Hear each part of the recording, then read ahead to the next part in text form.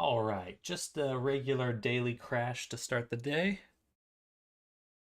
Hopefully my Blender file is okay. Yeah, I lost a little bit of work, but I'm back. I'm back, baby.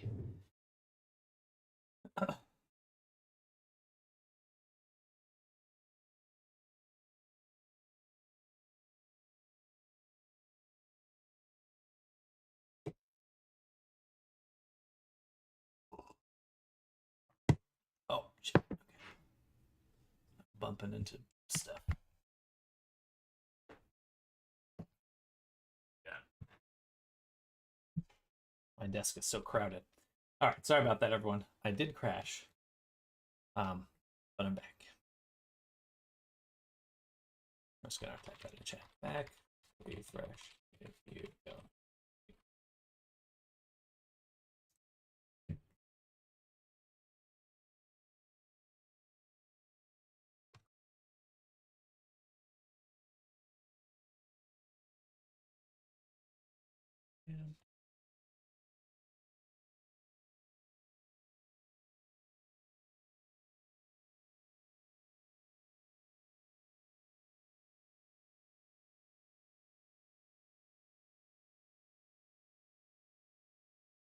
Get that way up there, Morty. Way up there.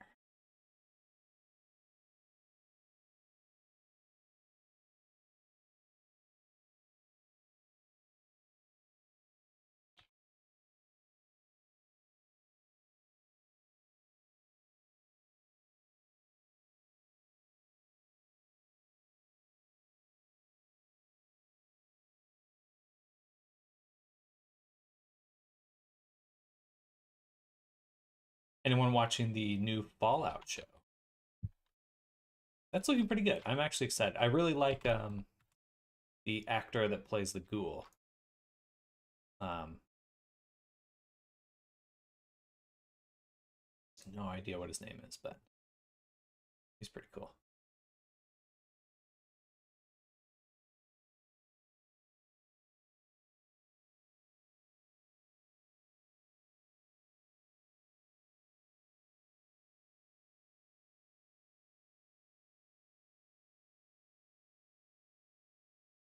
Don't have to make it fit to the body too well.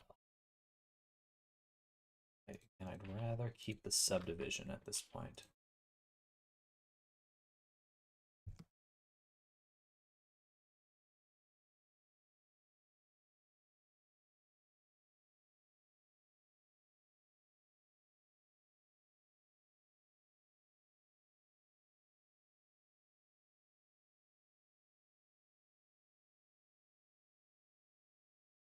Internet go brr.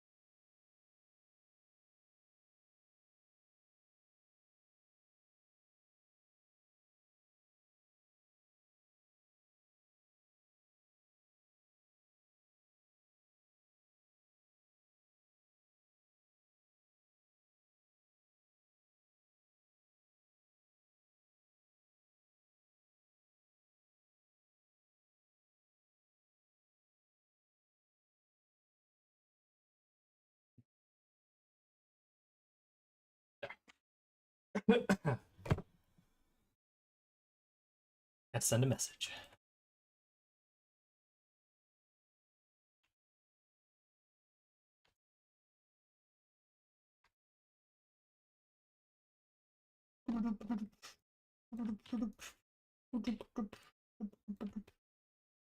All right, so there is what body.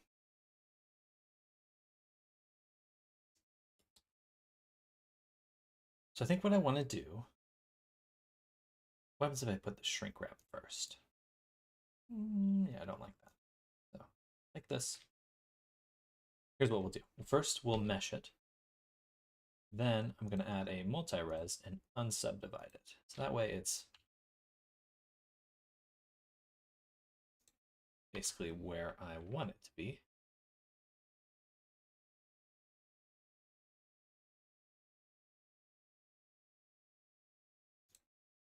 Subdiv back on. Ah, interesting. Only the multi-res maintains the shape. So if I do that, what was so wrong with the model for you to retypo it?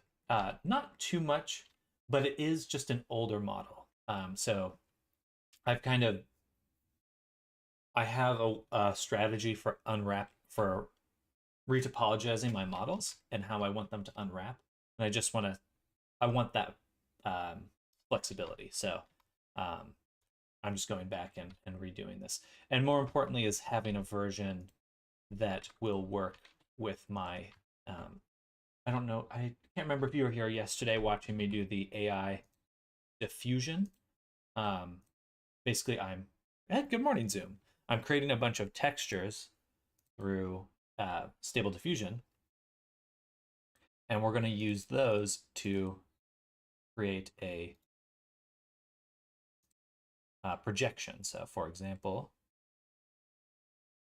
let's actually go to these ones right here. So, like, this will be the front and back of these characters. AI is iffy, not a fan of it. I don't think it's going anywhere. So, I'm going to, especially for these things of where I want to work really quick and just generate a bunch of like generic NPCs, I think it'll be a good fit. So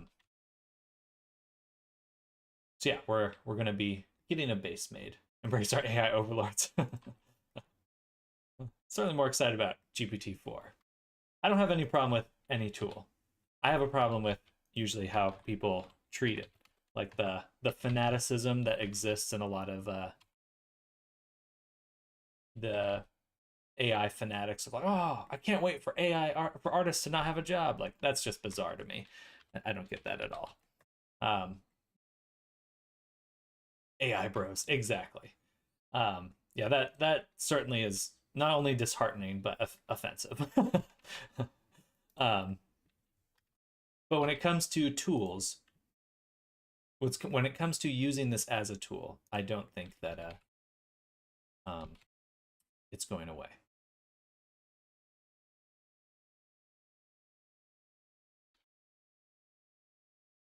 At this point, I'd rather just get prepared to use it.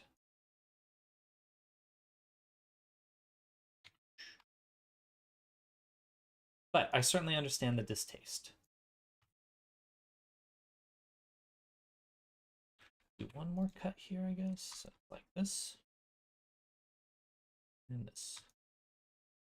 This one was actually fine. We just need the cut there. It's a free community project, and you're still doing 95% of the work involved. Fair, exactly. I'm hoping to, yeah, just mostly use it to speed up what I'm doing.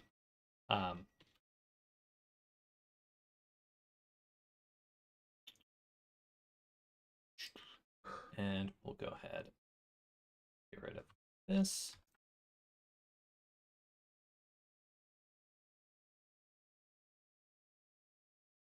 Bam. Bam. The eyes are a little rough. That's okay. Just want to maintain the quads. Maintain the quads. And extrude it inwards. Oops. Outwards.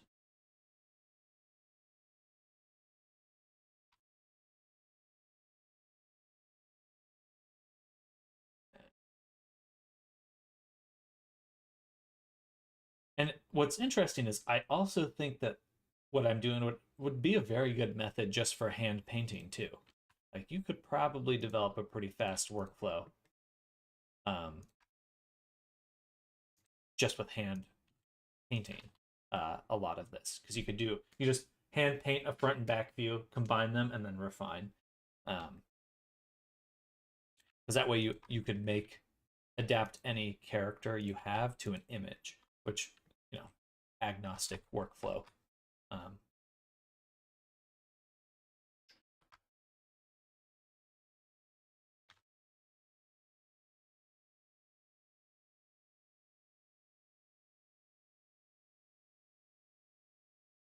Bam.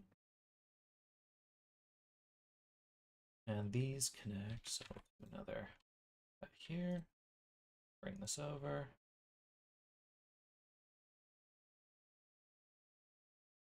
And this will be our jawline. And eye. Still, they're being used to generate textures and assist people. I just like the community and how the AI learns. Fair. Fair.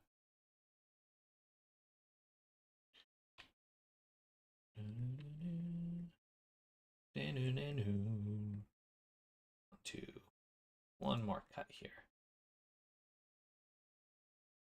Still all quads, so I think we're good. Doing good. Loops are going together.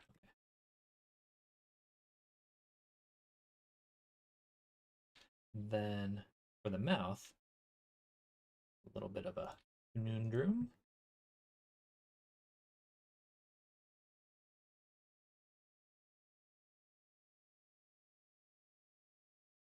Same with golden. I think most of us are, to be honest. Yeah.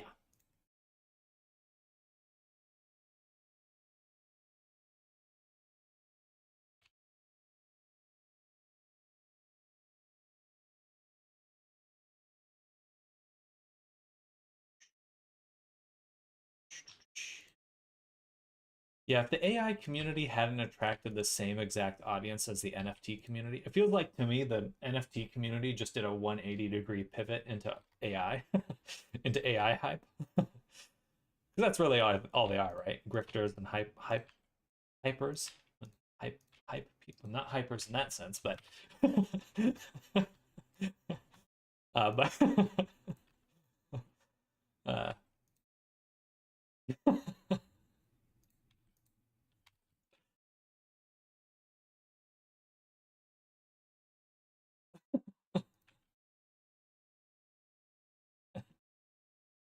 of that people.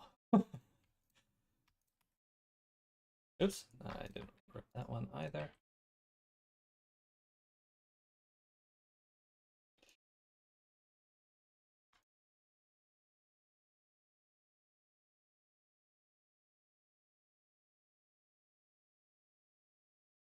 Oh, interesting. So we have an extra loop here that actually works out perfectly.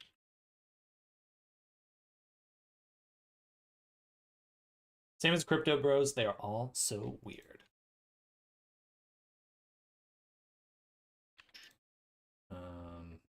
This loop should actually go up over the nose. Or it's better to say there should be another bevel right here. Bridge. And this loop goes over the nose.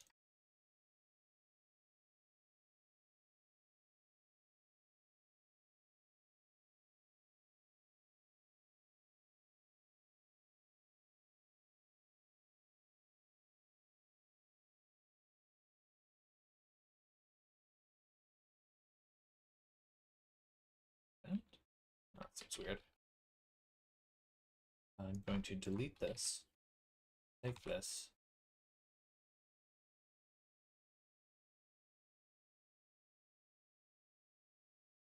there we go. That's what it should look like. Bam, bam, bam. Well, it certainly will be the most defining issue of our time. AI.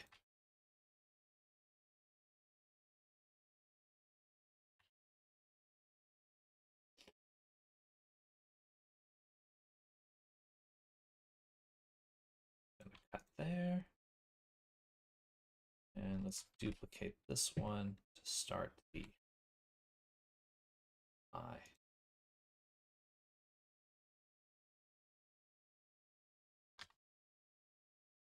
Expand it, project it.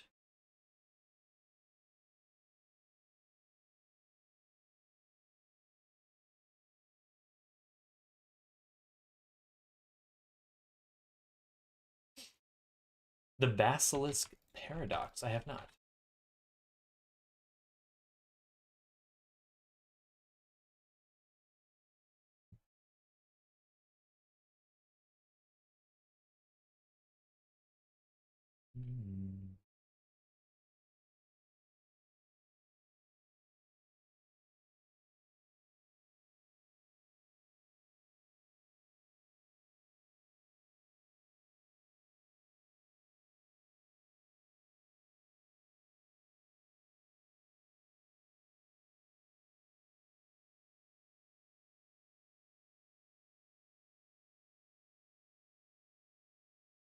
Okay, there we go. I think this is close to what we want.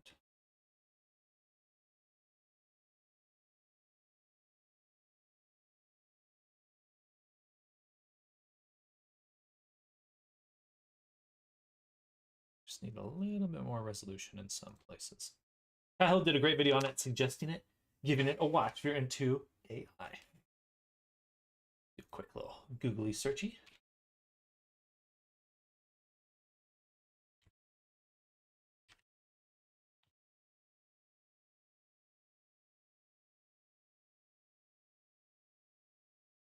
Roko's Basilisk thought experiment posits that the creation of an artificial intelligence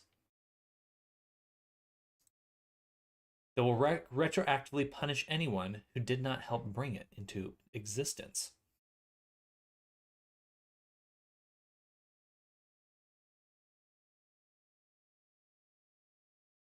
I do think that there are a lot of potential, not maybe not a lot of potential, but there are a lot of philosophical dead ends to AI, and not dead ends in the sense like, oh, like it's not worth thinking about, but in the sense that where we lose, where humanity loses, whatever that means. Paperclip, experiment, things of that nature. Um,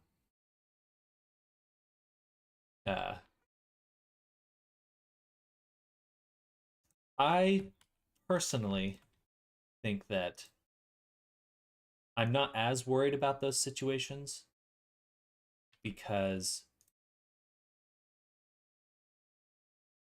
I think that intelligence in and of itself is more likely to create positive outcomes. That an AI doesn't have to be evil to win, and that has a higher probability of existing by not being evil or what we would construe as evil.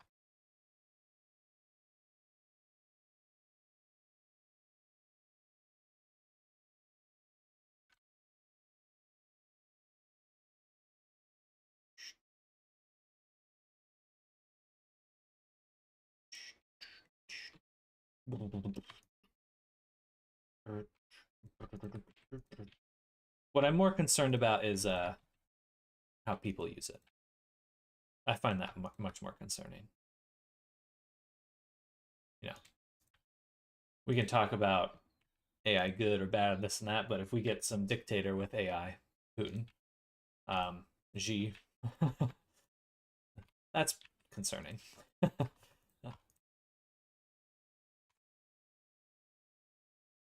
IDK, movies say different. Everyone knows they are factual.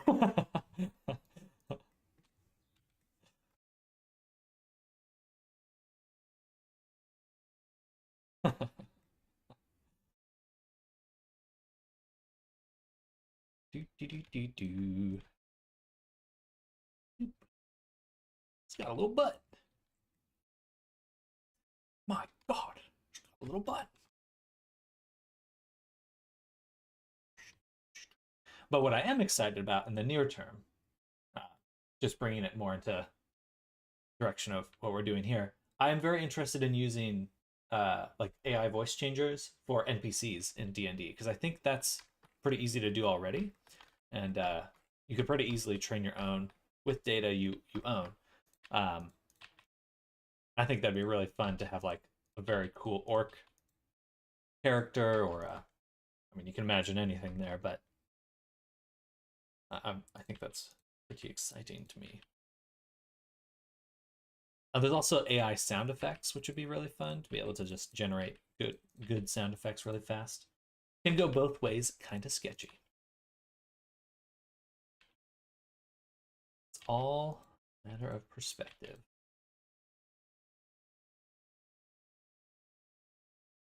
But my thought again is just this: no matter which side you're on, sides, no matter your perspective, I don't think any of this is going away.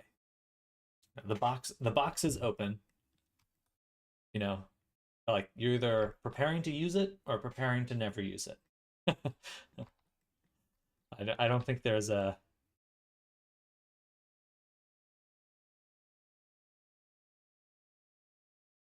and then it's like, the ecosystem we exist in is like do you use Gmail or Google? Have you gone to your Gmail recently and seen what options exist in there, or Google Docs? Like, whether you want it or not, it's going to suffuse pretty much every aspect of your life, or saturate. I'm a doomer prep Terminator style. Nice.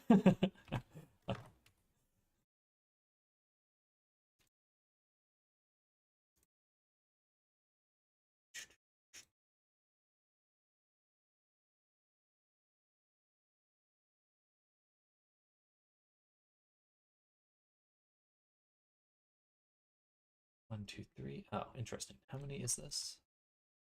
Stats. Give me the stats. 8. Okay, yeah, that is 8. Who's there? Huh. Only prep against Terminator style scenario is choosing a good casket to lay down in. Yeah.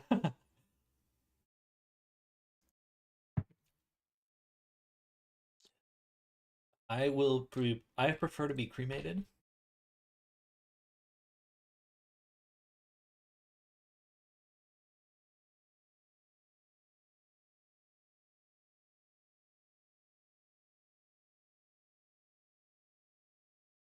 Oh, no, right. I lost some of my work. It's like I swear I did the foot already. Did a little foot. I'm gonna head out and make some pasta. I'm sorry. Sounds good. We'll catch you later. And if you're up for getting into VR later, I'm just letting everyone know that they're welcome to come hang out with me in Resonite later. If you have a PC. You usually still place in a casket if you get cremated, right? No, I don't think so. Just a cheaper one. If you get cremated, or at least here in the States, usually they'll do things like spread your ashes into the ocean or stuff like that. Um, Generally, I think it's thought of as if you're getting cremated. Okay, well, let me clarify. You're right. People do get put in urns. Uh, but if I was cremated, I would want my ashes spread. I would not want to be in a singular spot. That idea I find distasteful.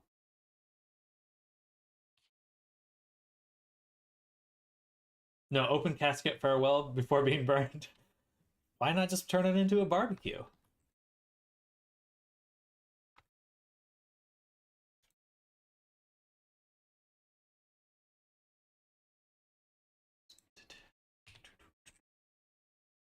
These feet, I will probably. Hey, I try Sam Burger. Tastes like VR. Yikes, okay, now I'm out.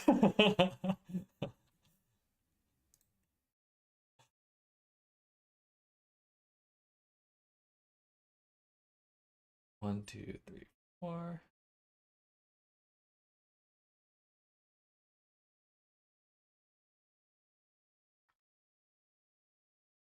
Looks like D&D and VR.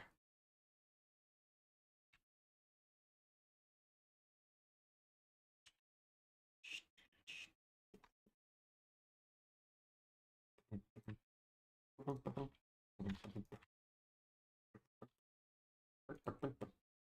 right, cool. So now we've got the top of the foot here, the top of the foot, and bottom of the foot. I'm not gonna do the toes just yet. They'll be easier to do. Oh, actually, no. We'll come back to it. The mouth I can't do, the interior of the eye I can't do. I would like to make a nostril. So I'm going to run one more cut along here. And then take this spot and indent it. Like so.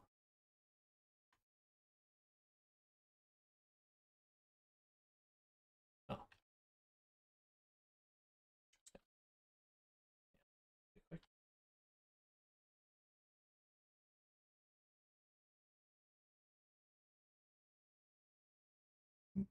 Excuse me.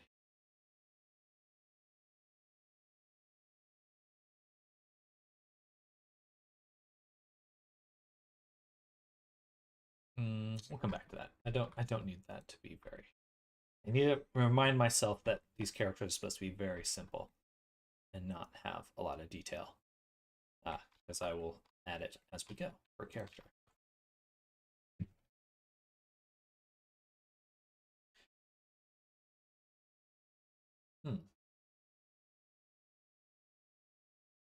I was unable to unsubdivide the hand before. Yeah, we'll make a new one. Make a new hand.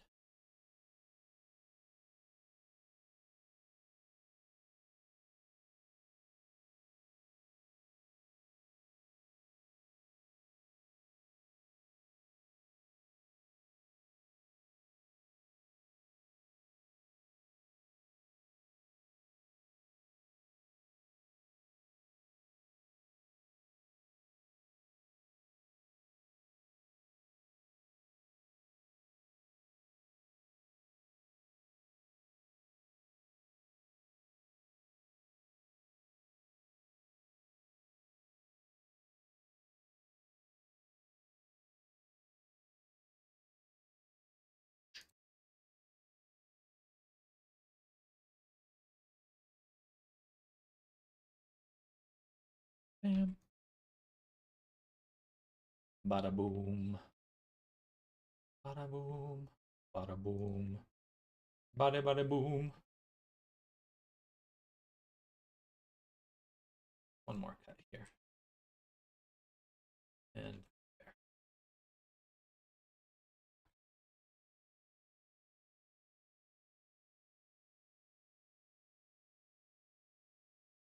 Ooh.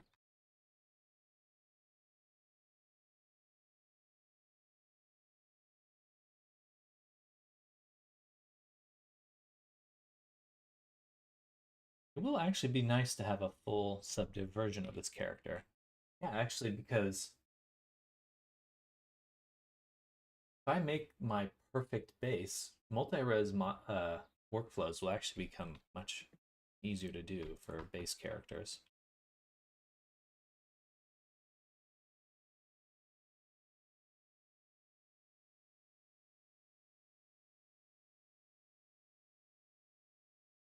Nice. That's actually an exciting thought. Okay, I don't think I can go much further here, though.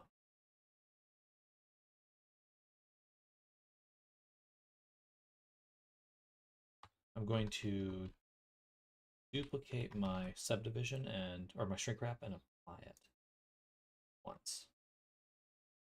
Some tighter spacing here.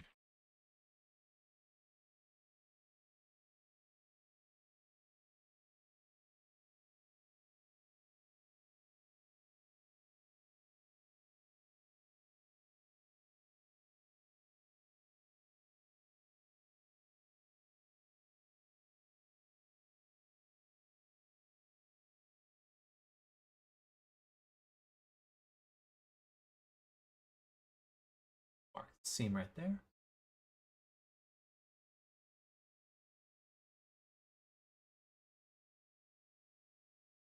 Mark that seam. Mark this seam. Mark this and that seam.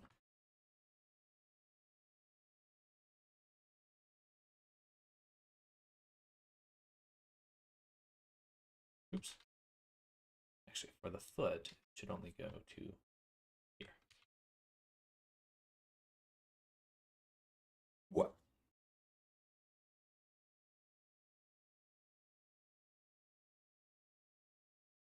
Cut this side and cut this side.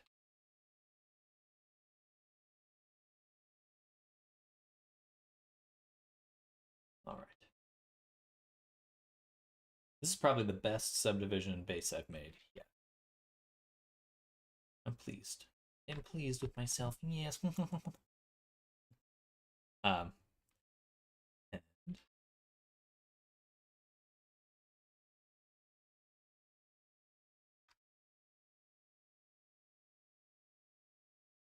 I turn this off.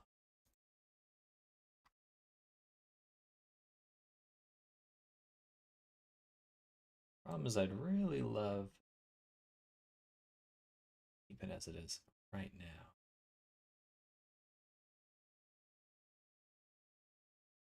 Then I will keep it in a multi-res mod. No. Oh. Yes. Yes. We'll keep it in a multi-res mod. We'll apply this, put on a multi-res, adapt the bottom, create a mirror mod. Mirror mod. That should work.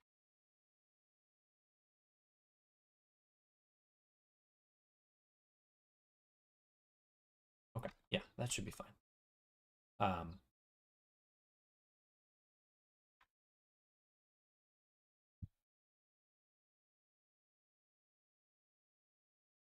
One more cut for the ear. Try to get that extra resolution and an edge. Interior part here. Then this will be kind of the outer edge here.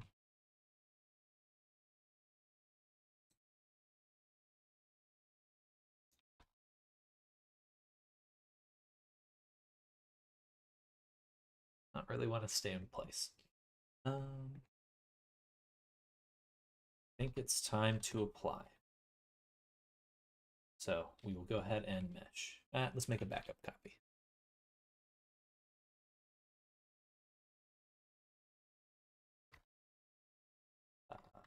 Free multi-res. Save. Okay. Mesh. We'll hide body in the reference folder.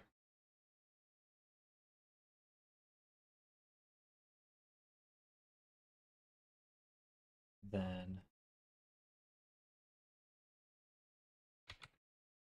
should have finished the fingers first. Yeah, let's back up. Finish the hand.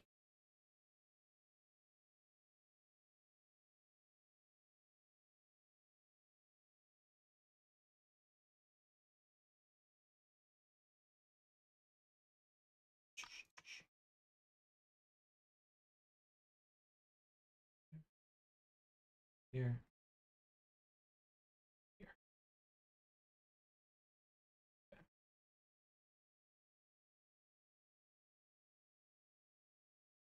Y'all want to know what the real secret to topology is? Retopology? Just making boxes. That's the secret. You're just making boxes.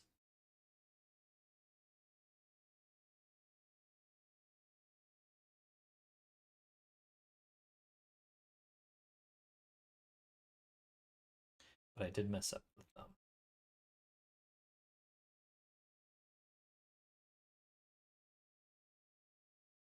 Grid fill.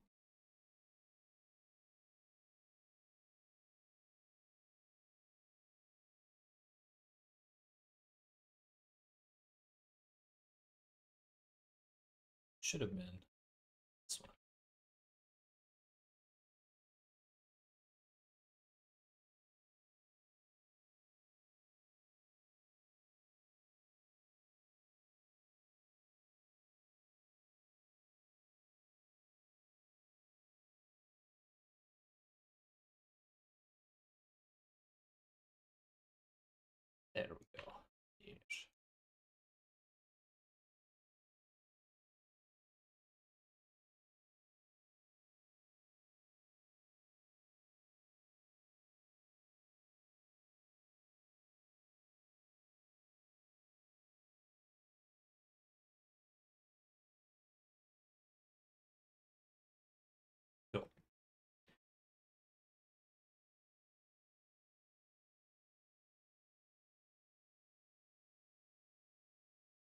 Does remind me why I don't like working with subdivisions though, because every time I move one thing, it moves the other everything else. That is really annoying. It's like okay, it feels imprecise, inexact. That's okay. Now we'll take this edge here and bevel it. Boom.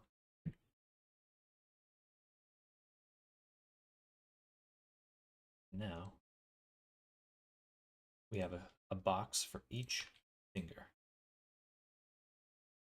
Same on the bottom.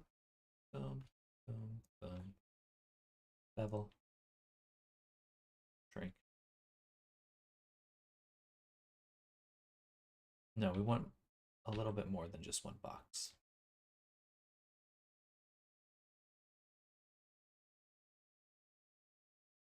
Right, because we need eight verts per finger. So we're close, but not quite there.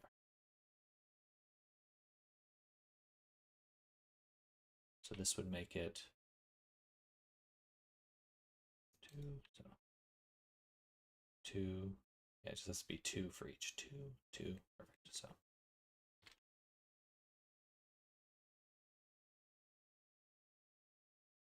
2 for that one, and 2 for this one, 2 for this one, 2 for that one.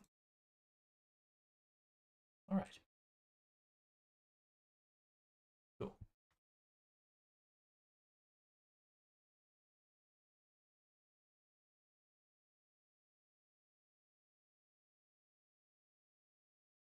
Two for that one, 2 for this one.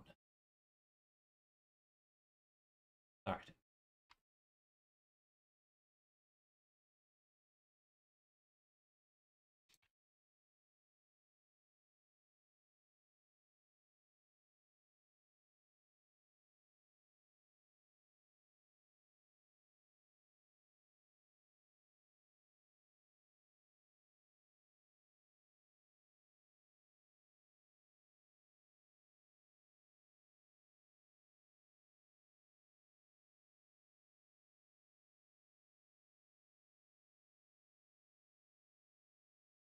Good stuff. Now, take this one, fill it, or extrude it. Take this edge and this edge, fill it, cut it. Take the front extrusion we just made and say circle. I'm going to turn off the shrink wrap.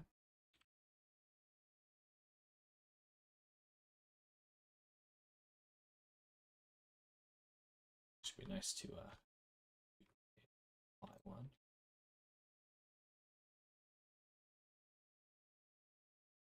Awesome.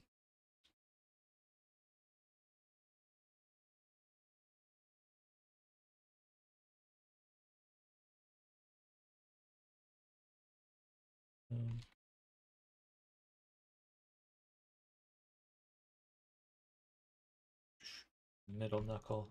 I'm going to mark this so I can mark sharp. This way I can just tell which knuckle is supposed to be which. It'll get a little hard to tell in a moment.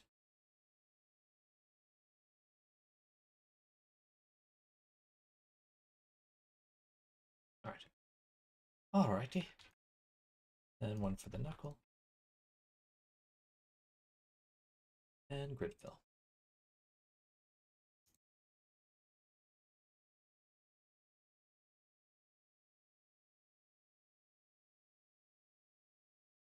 There we go.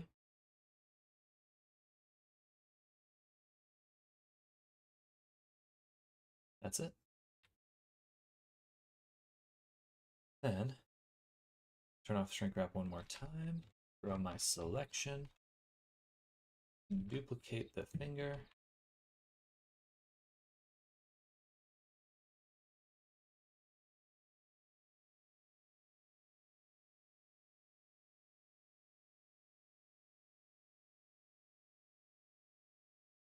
About there. Again. And again.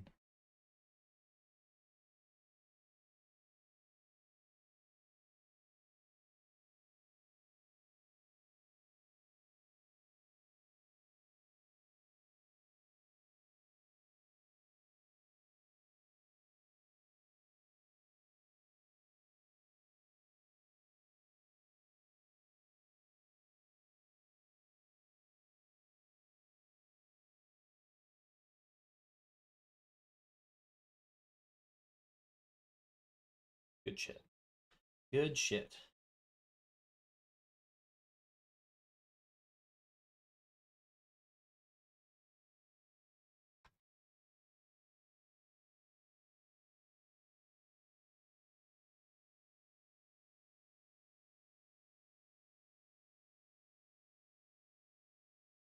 Okay.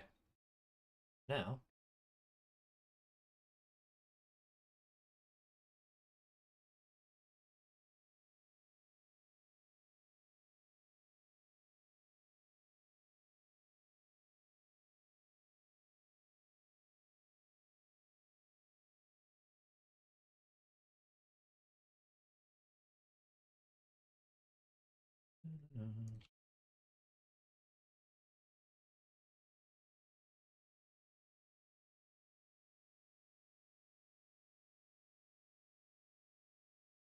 now we need to combine.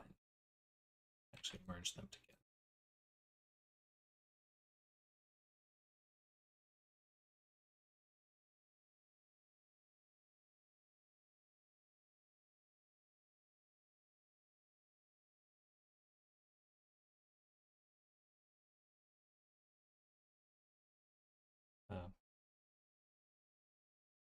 Like so.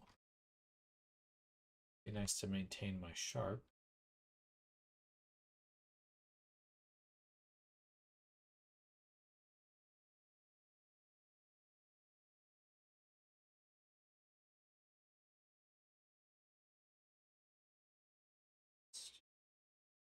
All right.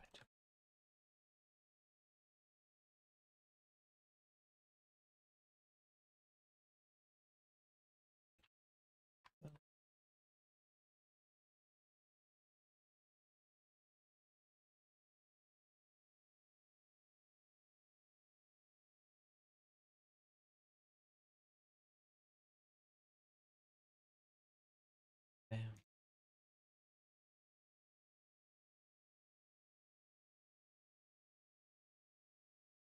Center. Center.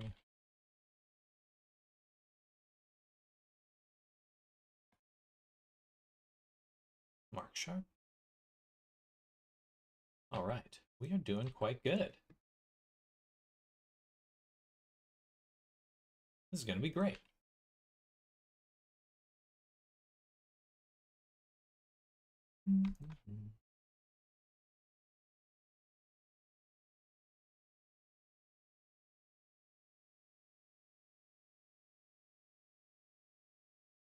I can just take this loop and bridge. Merge.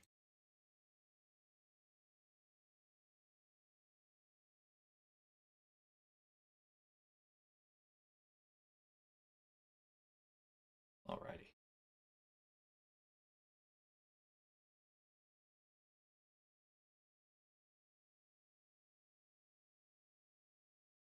Gorgeous stuff. I'm really, really liking that.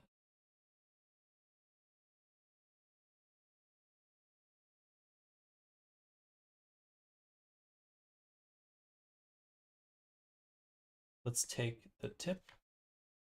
We'll take up to the second knuckle, duplicate it, turn off our shrink wrap. Very important.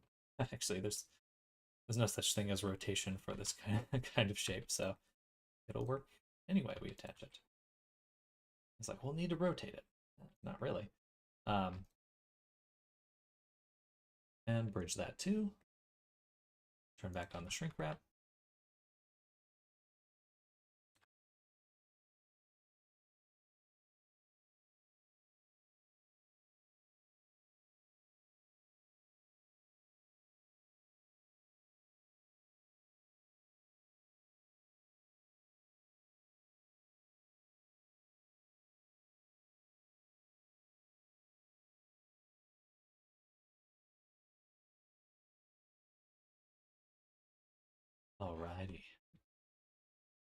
love that.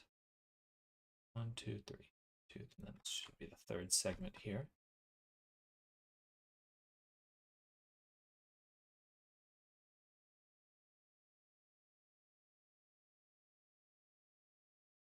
Nice.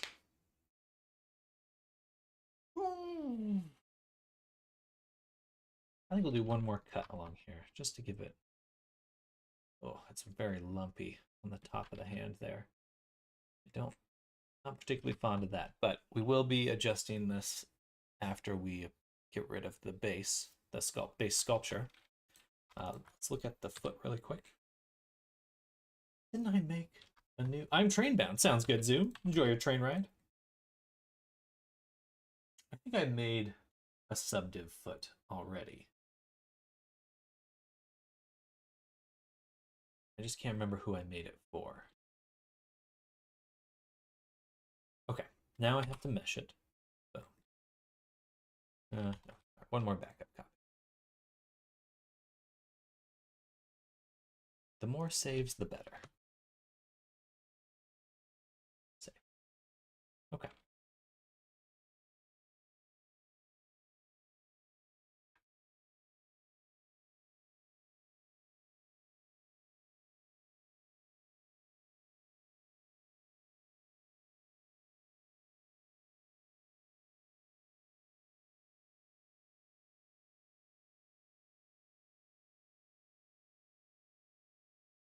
Now we mesh. So from this side, make sure we straighten out the middle. You turn off the recopo.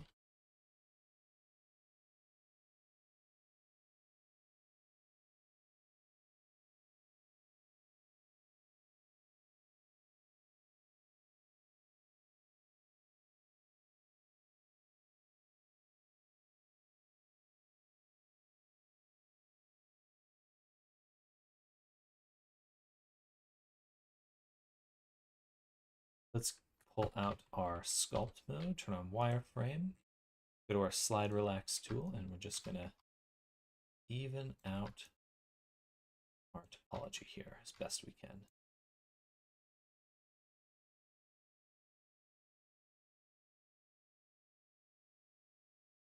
Even squares, even squares. Do want the groin to be a little bit flatter here.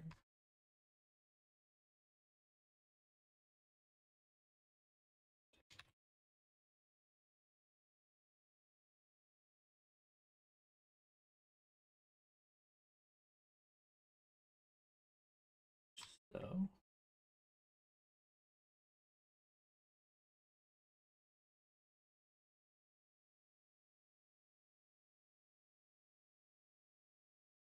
good. Let's keep the butt there. That looks nice. This looks bad right here. Bring this up. This should be the kind of crevice of the armpit.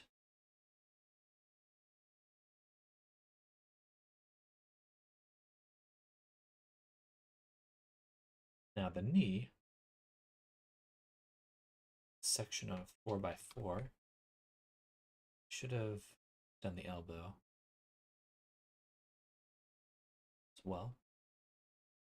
Should be able to undo that. Actually, I can multi-res, unsubdivide, and then take this,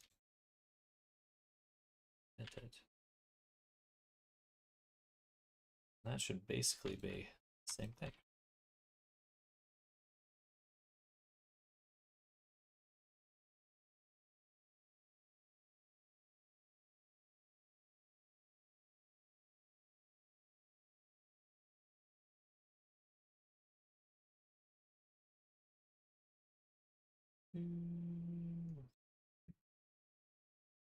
Awesome. Actually, super nice to work with multi-res.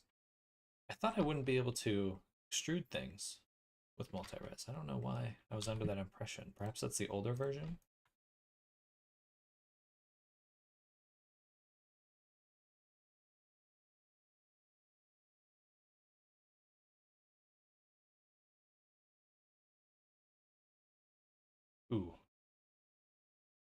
Never mind. I did it in the... Oh, did I just... So I did do it in the wrong spot, though. It should have been this one.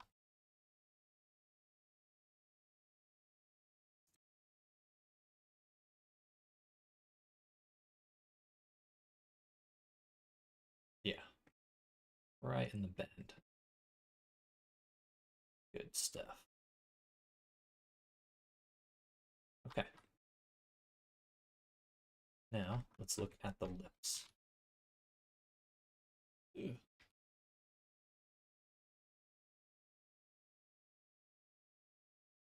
And cut those. Interesting.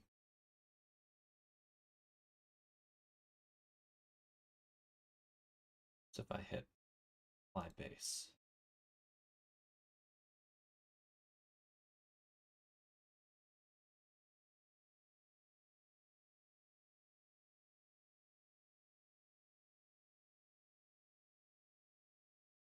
Okay. Guess we will just use a normal subdivision. Yeah, that's fine. It just needed the general form and volume. What I was really missing on my very immediate previous version was just the proportions were off and the volume of the body felt wrong. This gives me a much better starting point, even if it's a little vague. Add a mirror. Before. We're going to crease these ones. The eyes. He looks a little amorphous. But again, that's okay, because he should be a lump of clay. Something we're going to shape more later.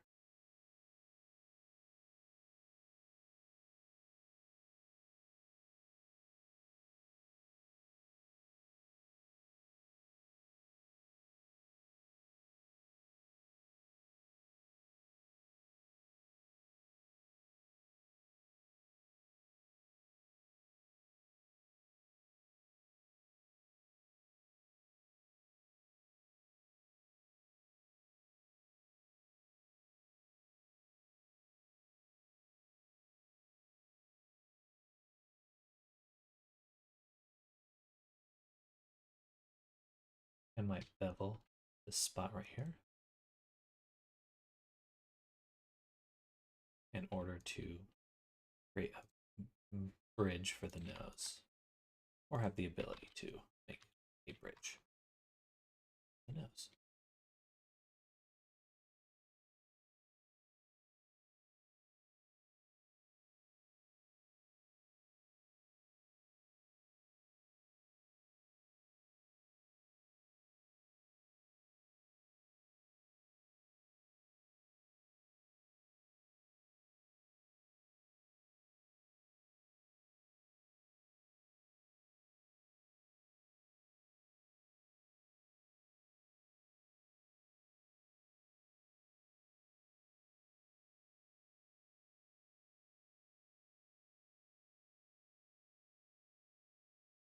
I lost a lot of volume.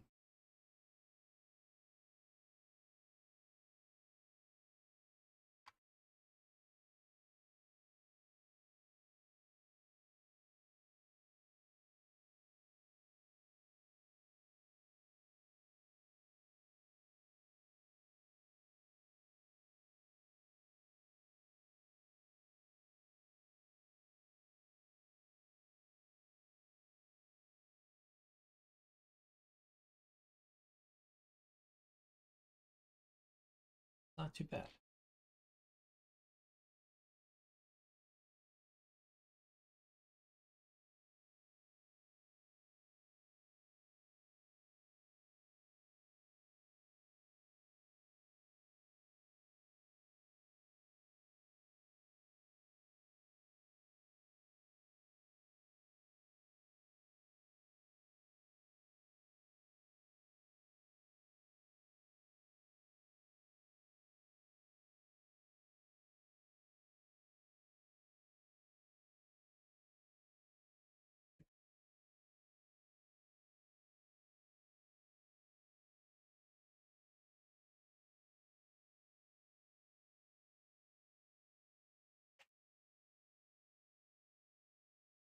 And then we'll get a rig attached to it. And we'll have our perfect base. Oh, rig, UV map, and then we can finish up one of our AI characters.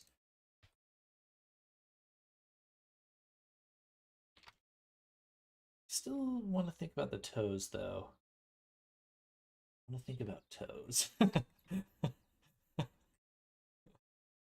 Give me some time. I've got to think about toes.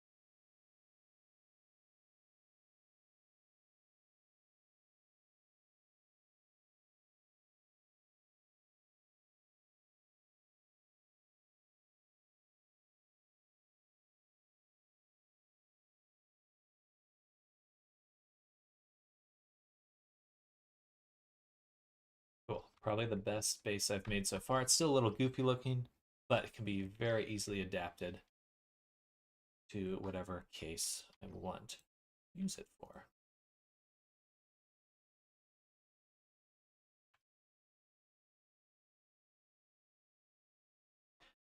Let's make that mouth interior.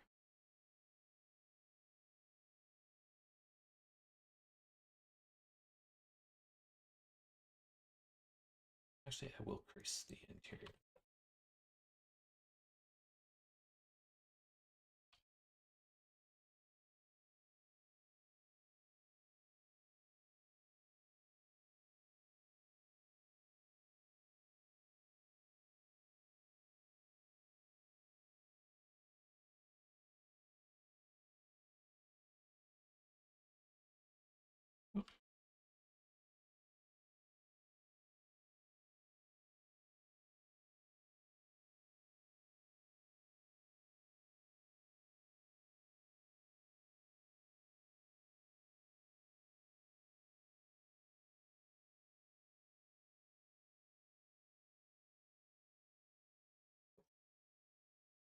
I'm quite pleased with this.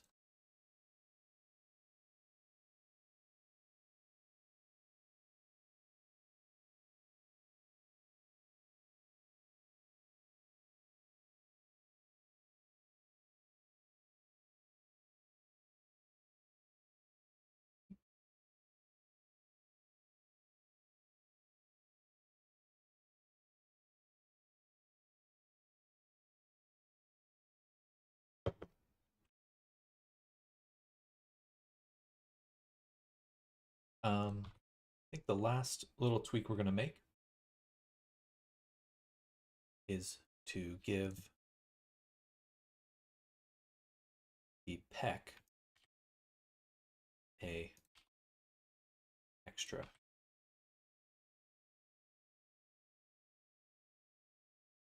this, because this is where we will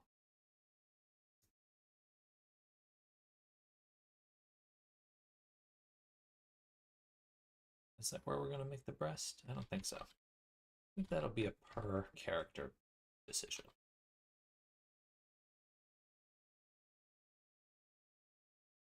All right. Lastly, the nostril and then the toes. For the nostril,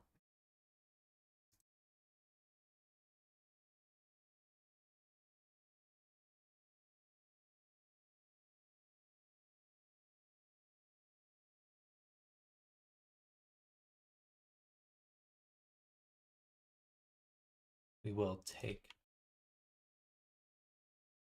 this, bevel it, in order to get this spot right here. Then we'll indent it, rotate it, extrude it.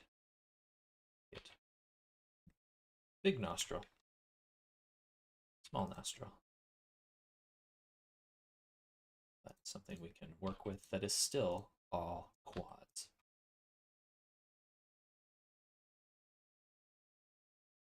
Most importantly.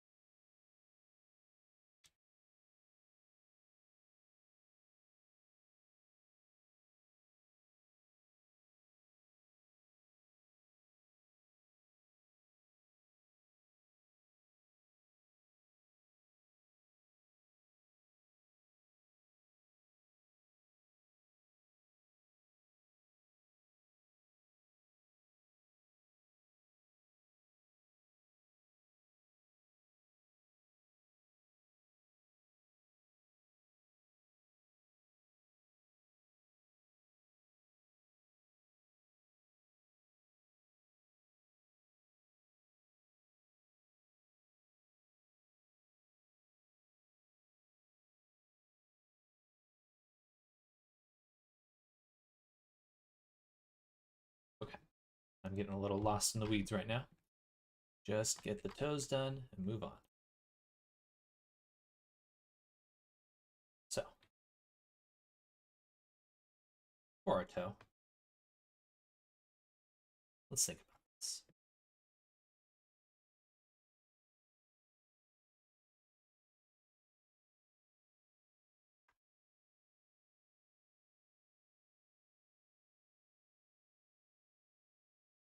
We need 4 toes, and we can do something very similar to what we did with the thumb. So extrude this. Got it. There's our big toe. Or maybe even a little bit further back.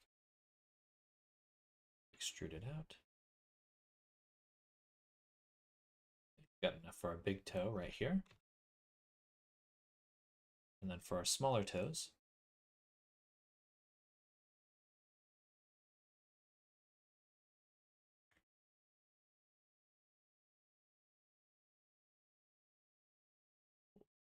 bevel it.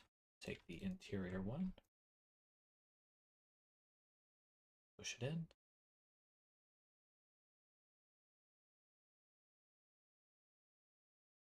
There we go. Now, this one, this one, this one, this one. I'll look a little messed up right now.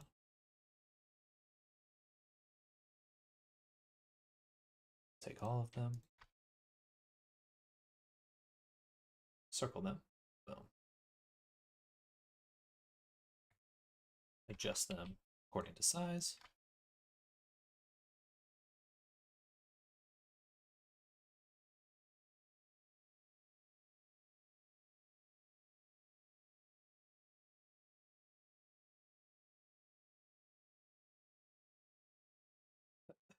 Excuse me.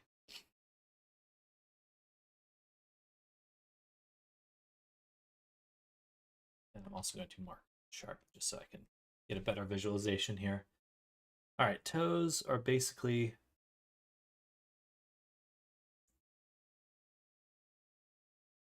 two knuckles, right? Yeah, kind of like this shape.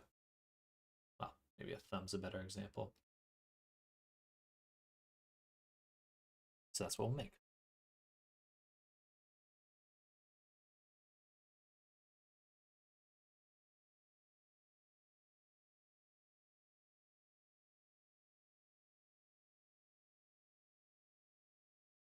Not rotate them just yet. Grid fill.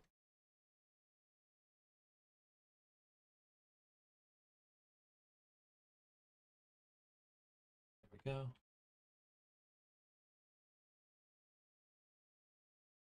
Whoa. Here's the first knuckle. This is the first knuckle. Okay. Mark sharp.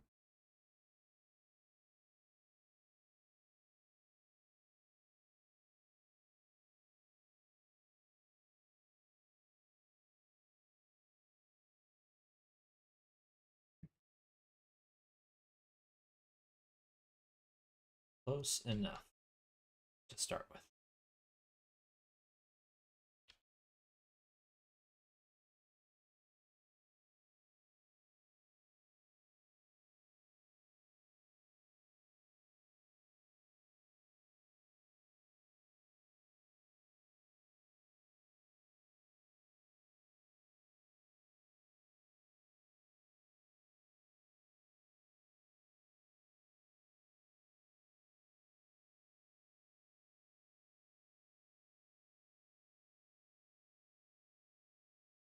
Boom, boom, bridge. Ooh, funny. This needs to be rotated. And bridge again. Really doesn't want to connect there, does it? Add center. Bridge. Thank you.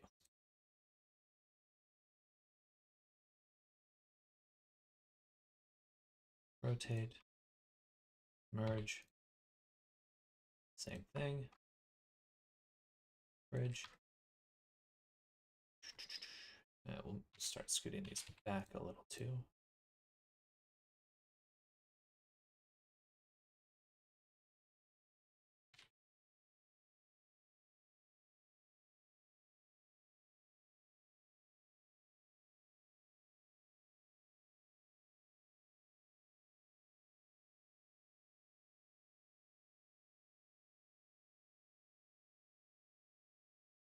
All right. Oh, almost. There we go. Some ugly toes. But they are a good starting point.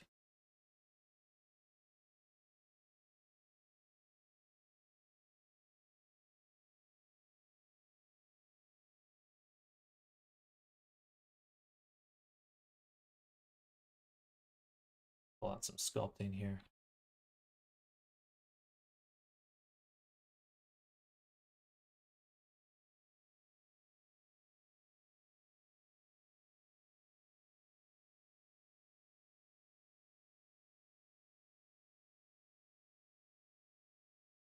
Kind of a fucked up foot, but whatever.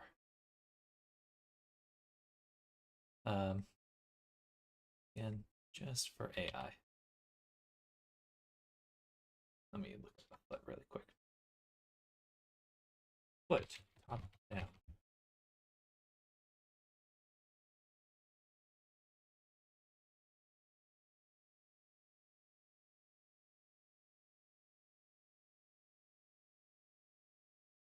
And grab the middle.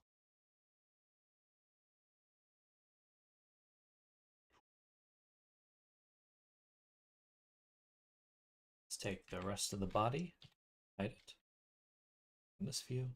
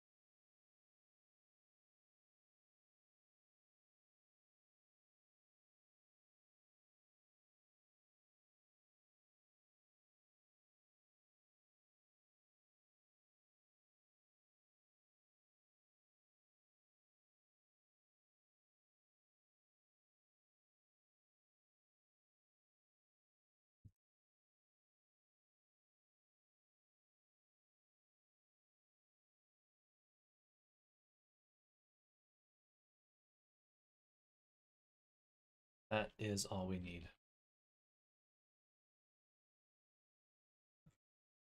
Gotta put my foot down on it.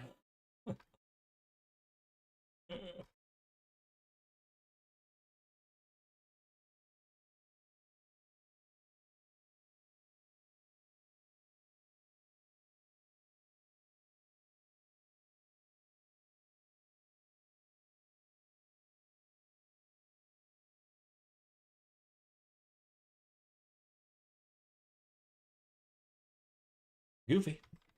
That's okay. This is what we need for the moment.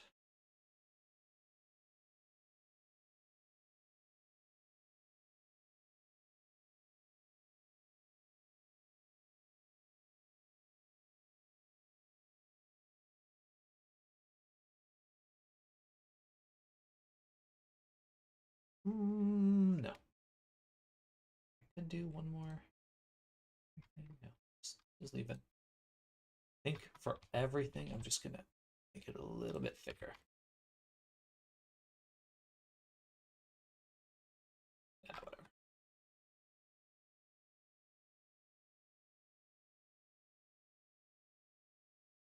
I never looked at the teeth. Oh, they're pointed. Let me get rid of those. All right. Good stuff.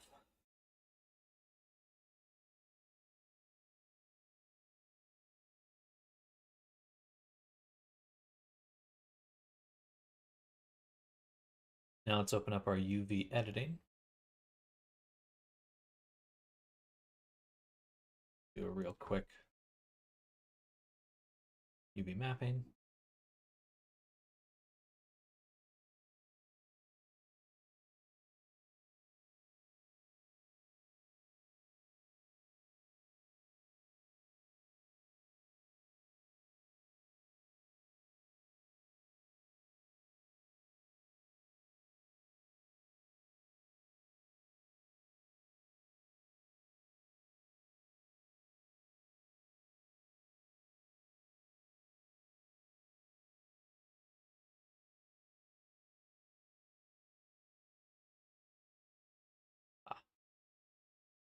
Unpin that.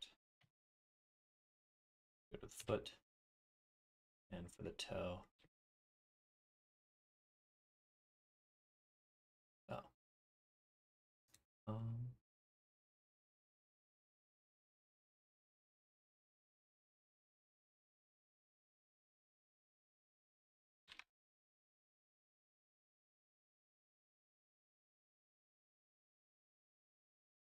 Funny.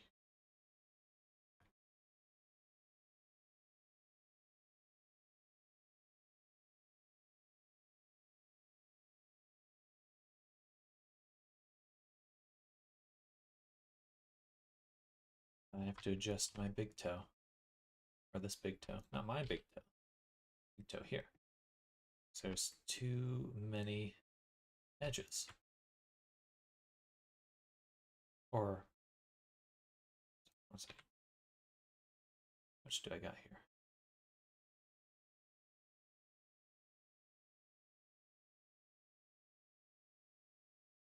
There's 6 right there.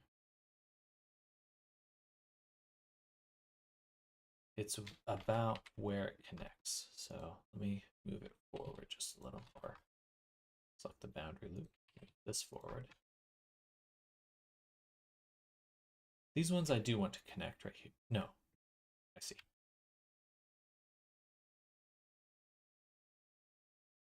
I want these two to connect. Then we can run the cut.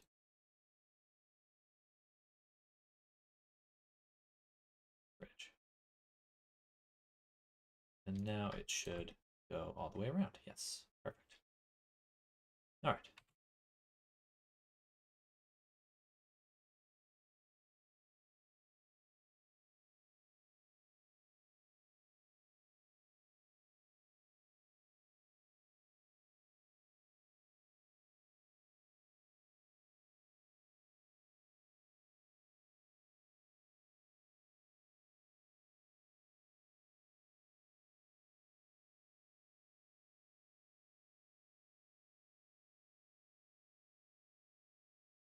In and distribute.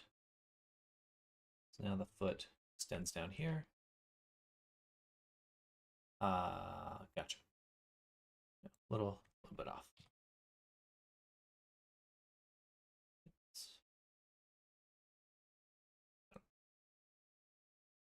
The pins should extend all the way down to the toe. So this toe,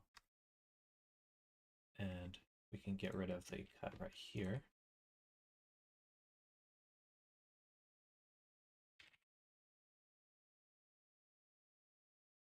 And even right here, I guess.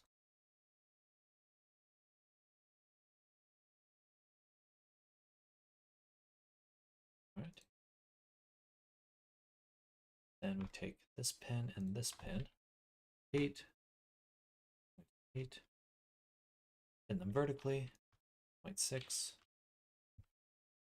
and inwards, inwards, in, and distribute. And distribute. There we go. All right. Then these sections, I'm gonna increase, decrease.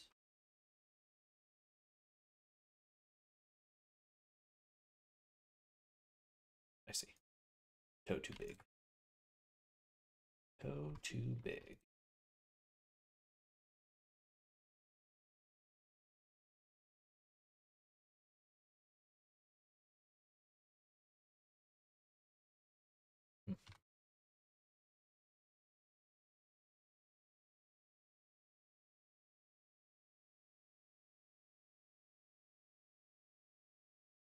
Hello, it's just sniffing the screen. What does your nose tell you?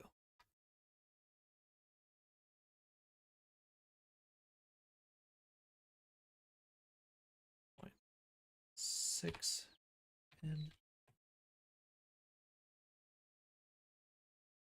strain it there. And then 0.8. Actually, 0.6 would be perfect for right here. 6.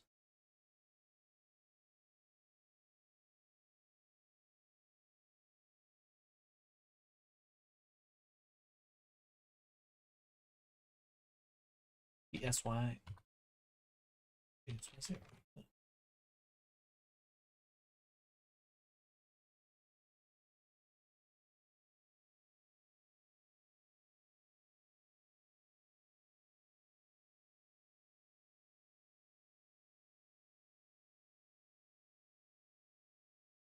Is transparency going to be an issue, or can I hack it by inverting the normals, making it a cartoony fire?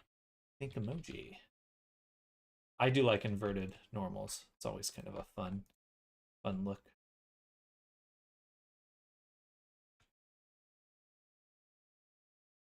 Fun to do. Fun to set up.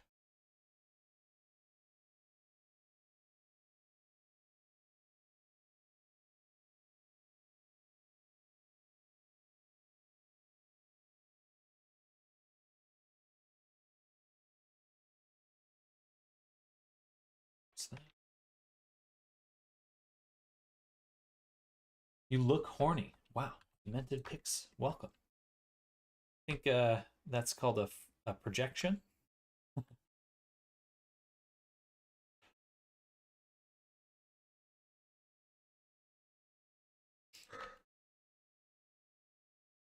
Zero.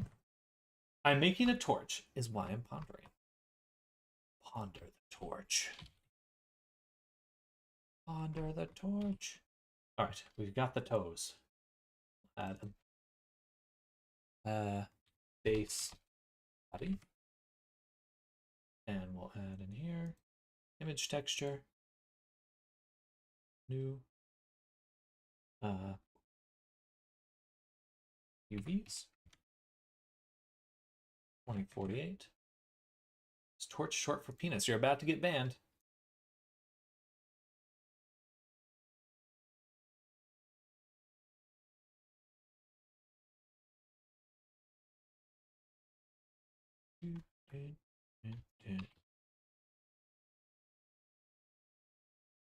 I'll switch this over. 0.8. Drink.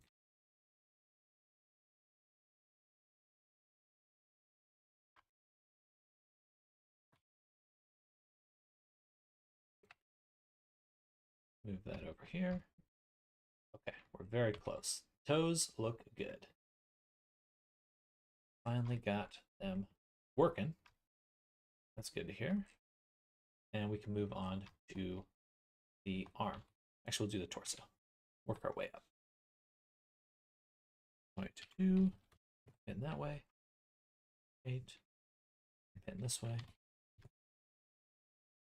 And this way.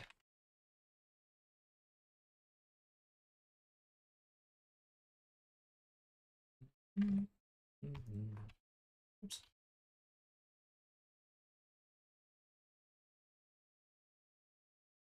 All right. Look at that. Look at that good UV mapping. Beautiful. Cursor can go here. Raise that up. Pin these. Pin this.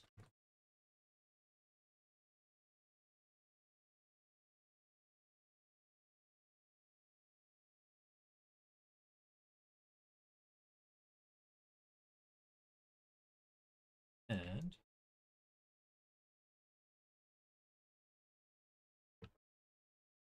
here we go.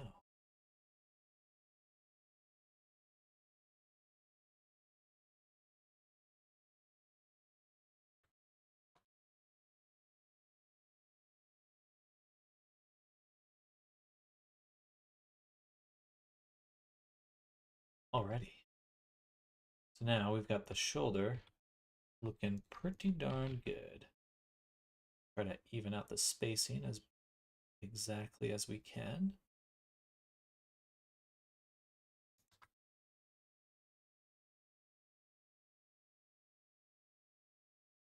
Actually, yeah, if I distribute these,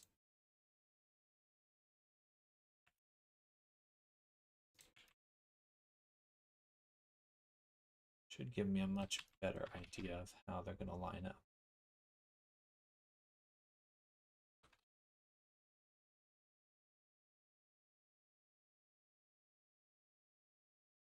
There for that one. Maybe not. They're not going to be able to line up exactly.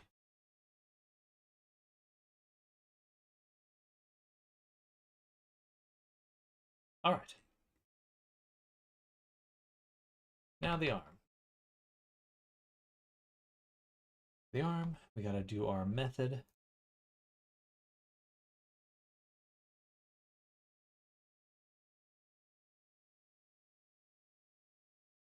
Oh.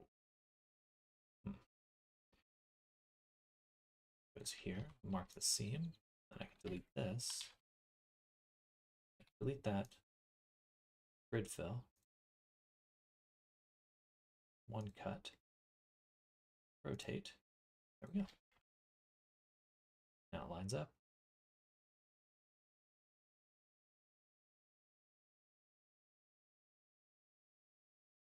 All right, this has got to be, this is very satisfying to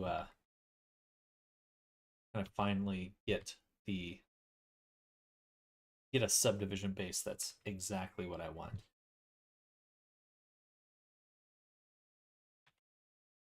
Oh, I shouldn't have put the seam on the back one. Clear. And clear it on the other side.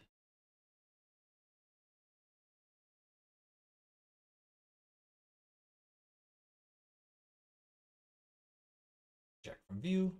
Bam. Cool. Hand.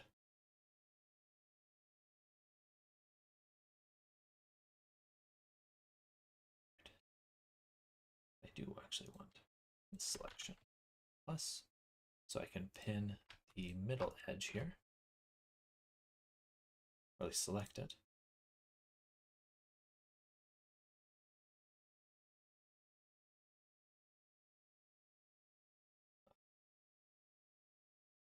It's the only one that's going to go all the way around, so do that there.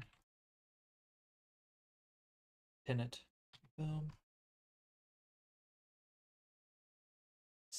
Deselect the tips and the middles.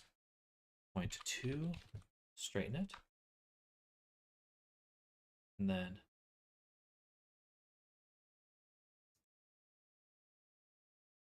on our top section here, this is slightly different from my usual unwrapping. No, it's not. Should be the same.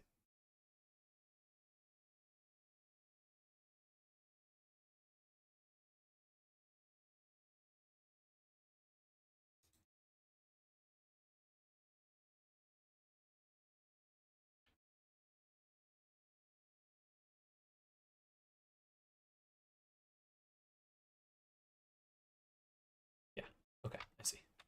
These ones.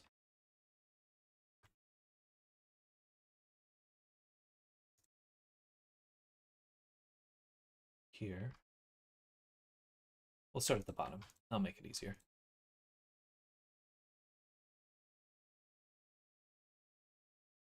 Point 8, pin them vertically, distribute them,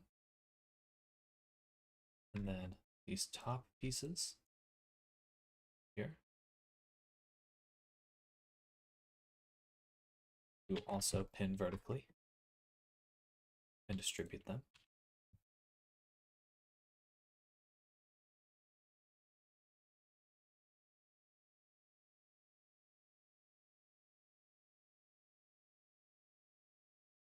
And then here, distribute, distribute. And we just do that for all of these.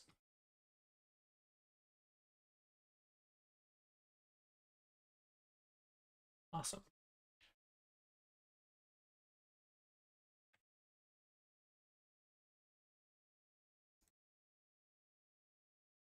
And voila. Now there's very even spacing along the whole hand. Awesome. Very good stuff.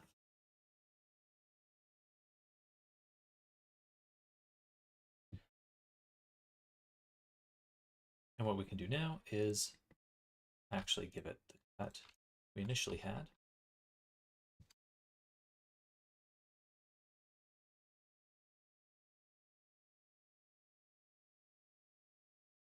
This. Select the bottom. Flip it. Move it over. Select the top. Feel like that's pretty good spacing. Then we'll go to here. Clear this seam. Add the cut here. Mark seam. Take the whole hand, unwrap it. Voila. Beautiful. That looks really good. Okay.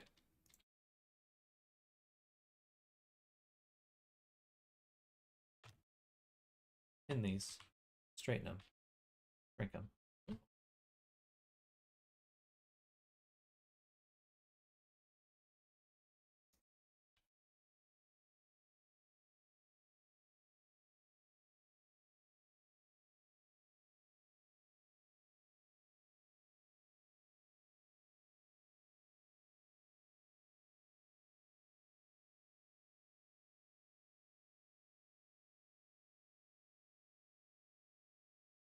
Awesome.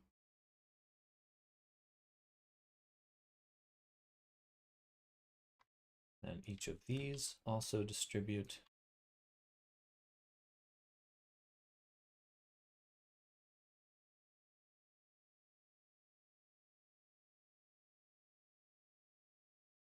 It's much easier when it's in this subdivided view because it's much simpler. Cool. Get quite a bit of stretching here. That would be this section. How can we avoid that? We can unpin what we have in here.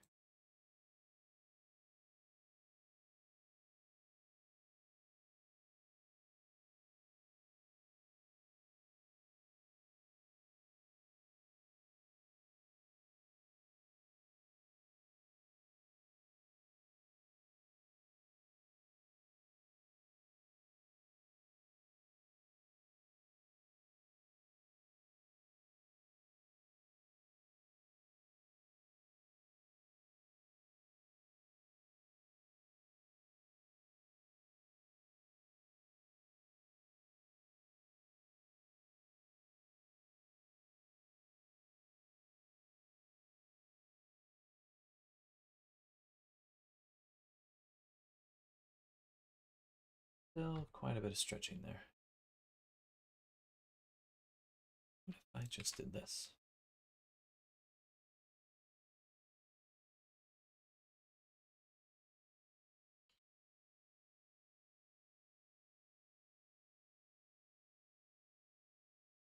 I'm going to leave it here for now.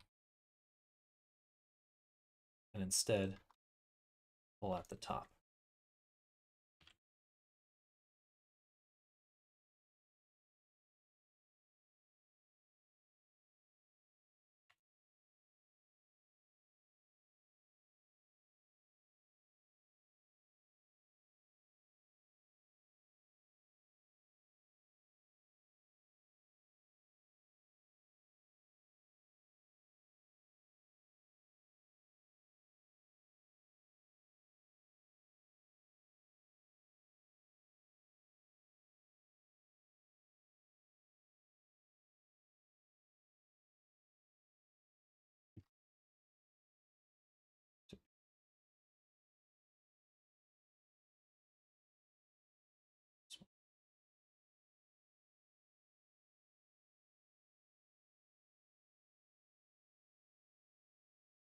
I may as well just raise this up then.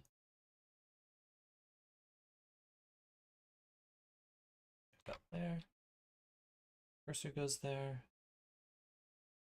This aligns with the cursor. Distribute here. And distribute here. All right. Still a decent amount of stretching. I'm going to live with that. Now, we can select the wrist and just clear the scene we created. Select the whole arm, wrap it again. And now we get our full unwrap.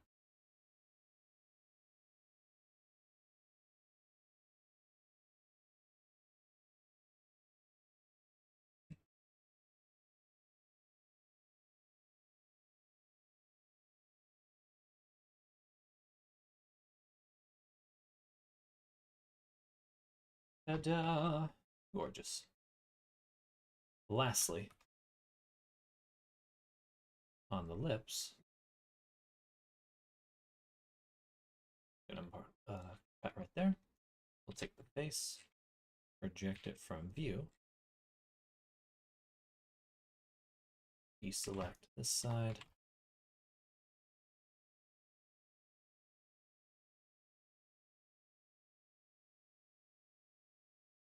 And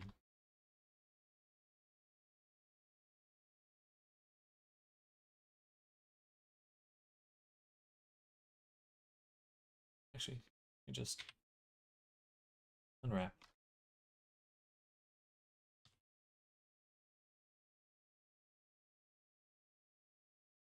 Flatten that. Shrink it.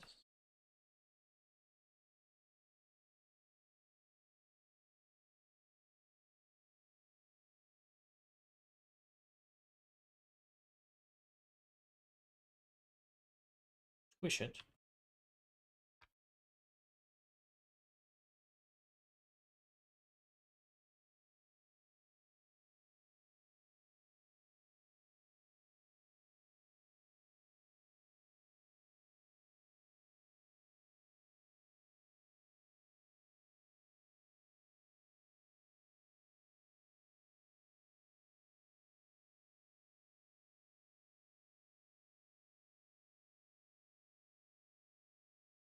Then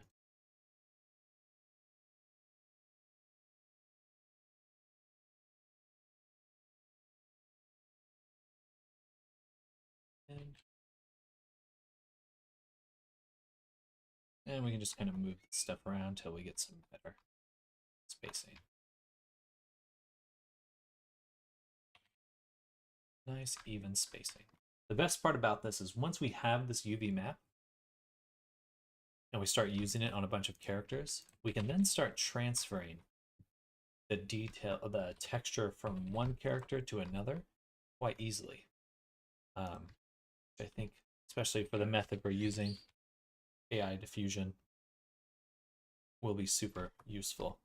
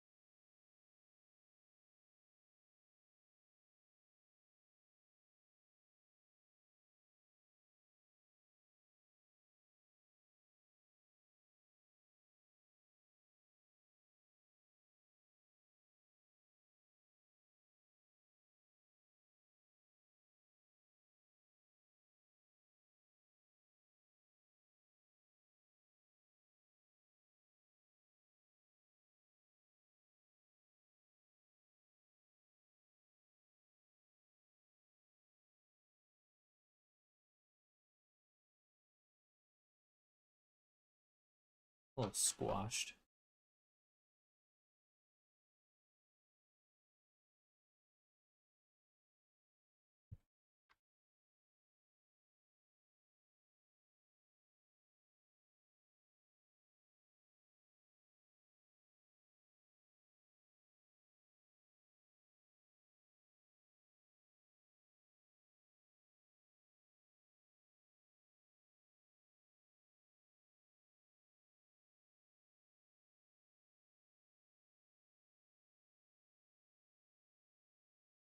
cursor right here.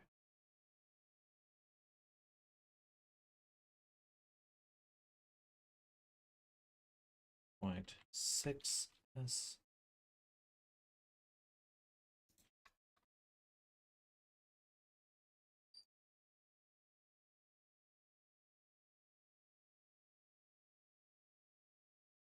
Just don't need as much resolution in the neck.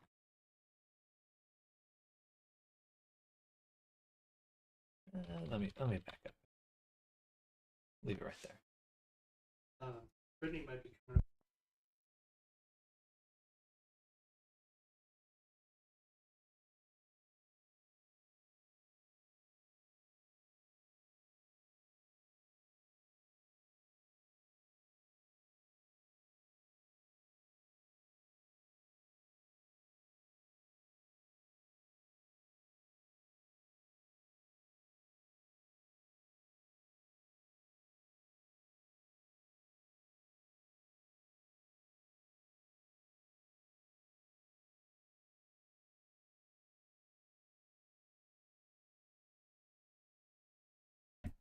All right, I'm back. Get some gum.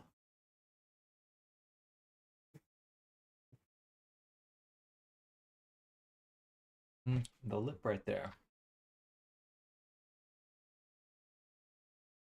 There we go. All right. Now we have the body completely unwrapped. Take that back. We need to get the mouth cavity.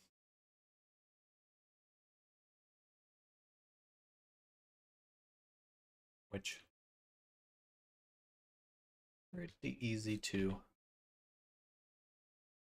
clean up here.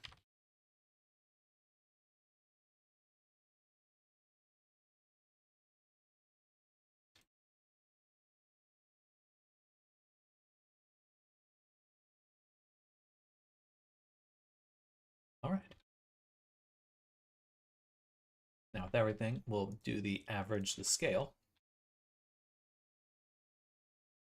Legs always the biggest, so but we do want to take into account that this character is going to be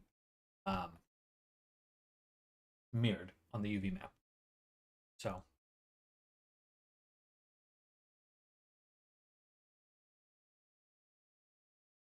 it should be like this, I think.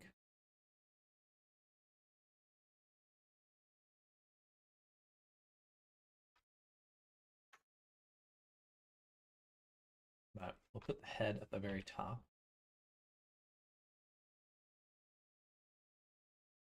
Very important that the middle is as in the middle as it can be.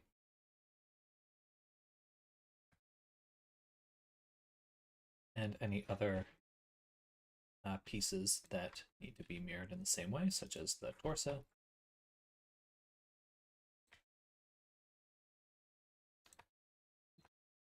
Like that. And this is actually perfect because I think I can fit, maybe not, fit this here. I mean, this square feels so perfect for it. And it is in the mouth, so I don't mind making it a bit smaller than perhaps I normally would.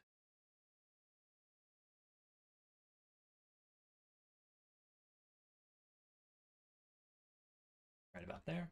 Let's make sure the mirror says mirror UV. Now we turn on the mirror, and now you can see it. Now it's not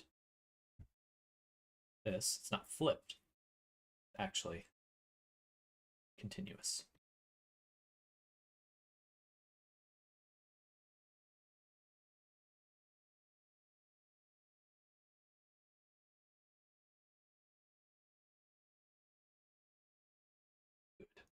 Good stuff. The leg I'll make a little bit smaller since it's gigantic. Arm will need to go right here.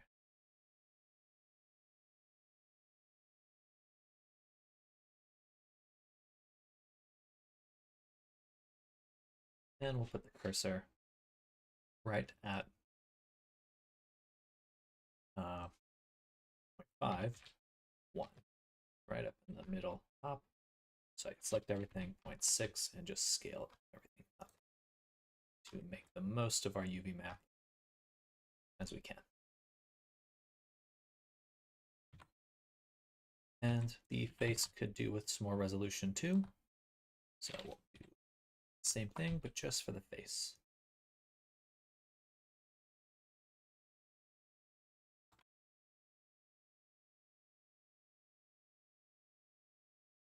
All right. Just a little bit more resolution on the face. And this time I'll put my cursor right here. Take the face, pin it. Just gonna make it bigger. Okay. I just don't think there's enough res.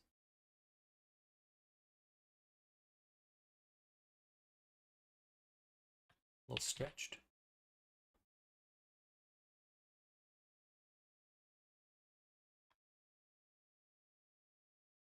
But all right. Cool. All right. Now let's double check the eyeballs. I think they're already mapped.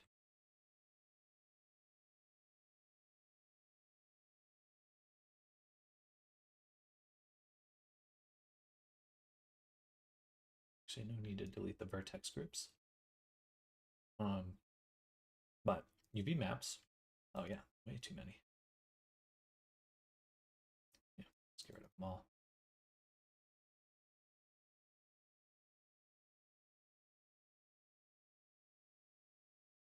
Clear the seam. This guy.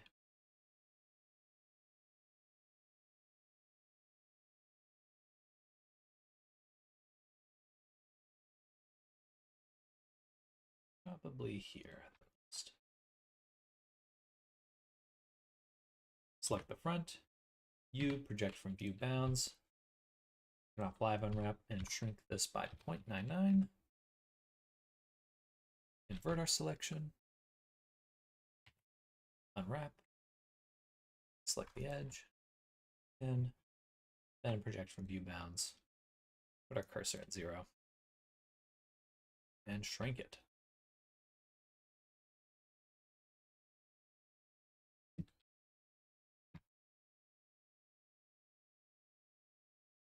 There we go. Add that mirror.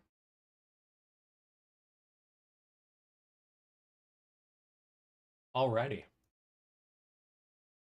Look at that.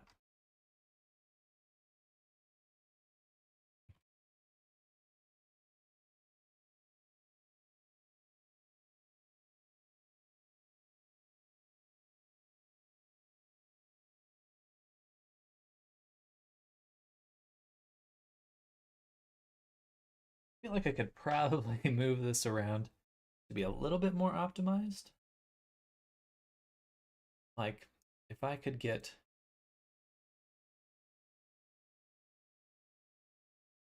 the leg a little bit further up, I think I could stick the arm in here too. That. We still do need to include the teeth and tongue and a few other items, so.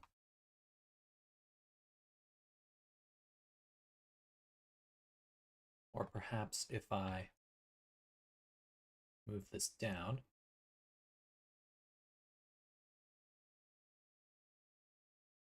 move this right here.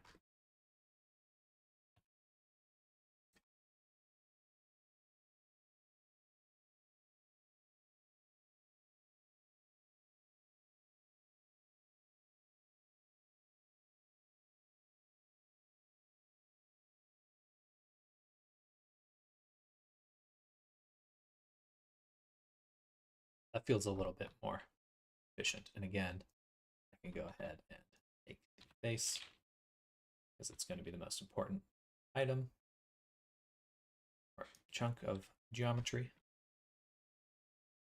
Fill that up. And then everything here will be for the teeth and other items. Hello, Zoom. Welcome back.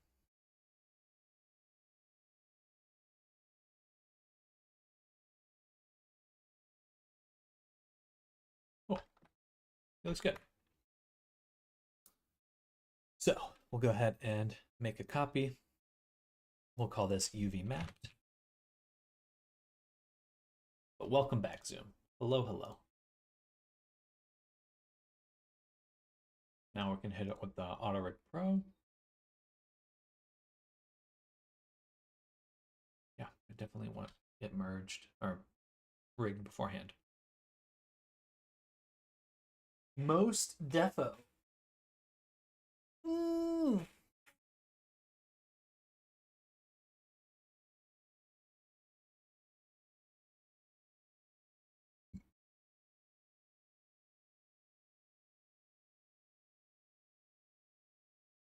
Actually, I take that back. I need to get the teeth and tongue before I do anything else. But I'm going to go to the restroom. I'll be right back. 1 moment.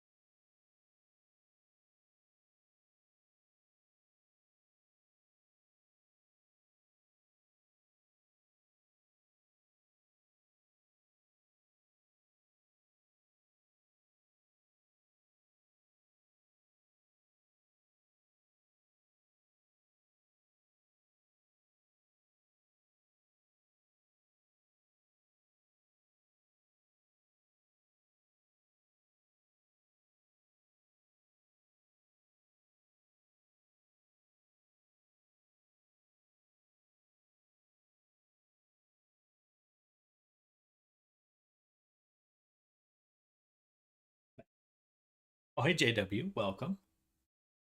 Hello, hello. How goes it?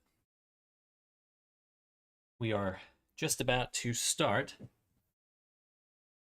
on this guy.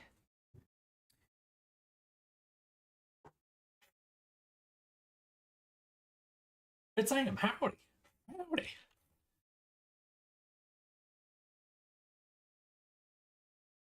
You know, I am just going to take the teeth from Vale. Because I believe that her teeth here, those are a little more for like anthro style teeth. Whose teeth did I make recently? Would work.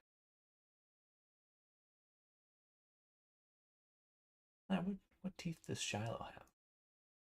Two for thief. Great. Give me your teeth. Oh wow, she's got some chompers. I guess these will work just fine.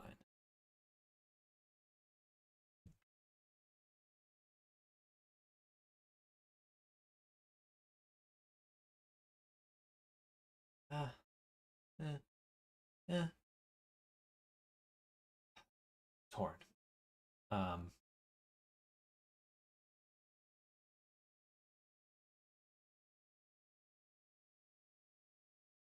these will be the easiest things to replace. So,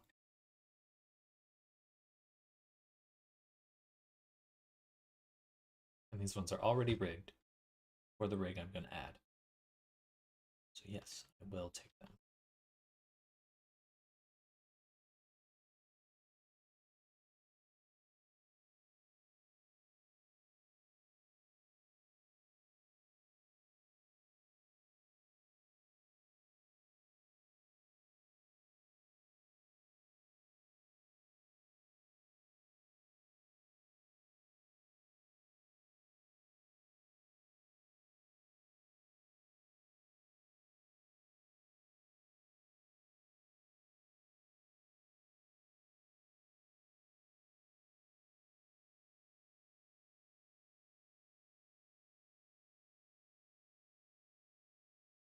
So I have to get rid of half of them.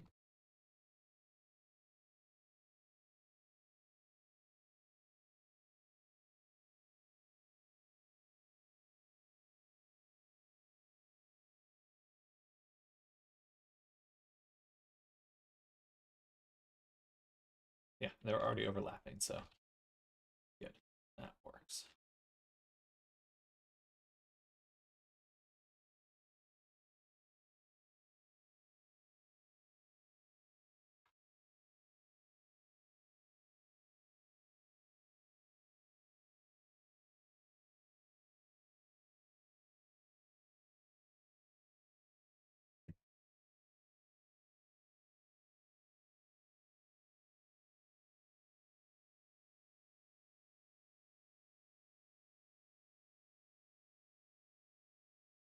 L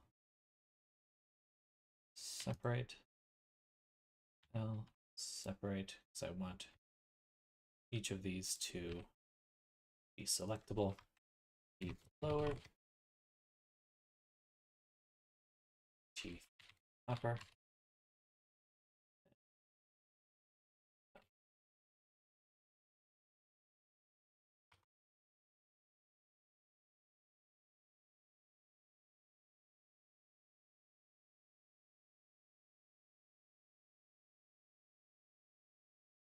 Whoa, okay, we're almost there. The rigging should be very straightforward.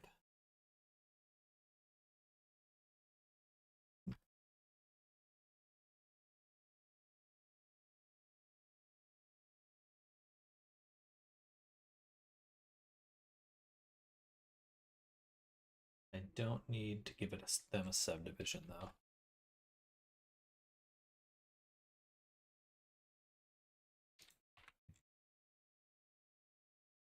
Yeah, they're already quite a bit on their own. So no subdivision for the teeth. But now everything should be in place for. Take that back.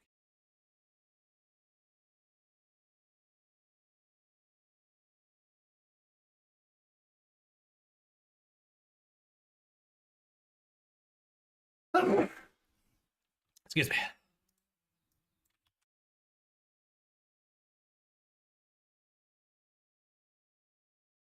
Excuse me.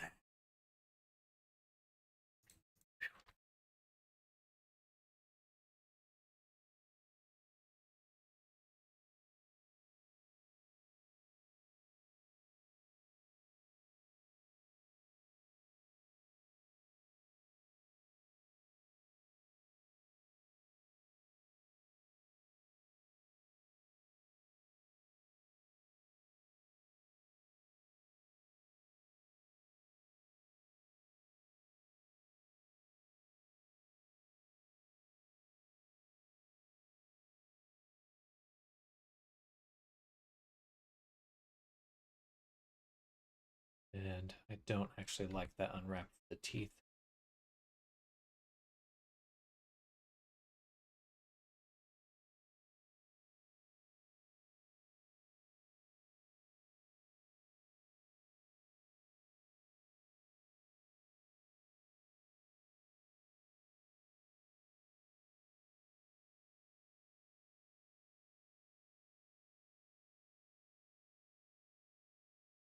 Much better if they're like this.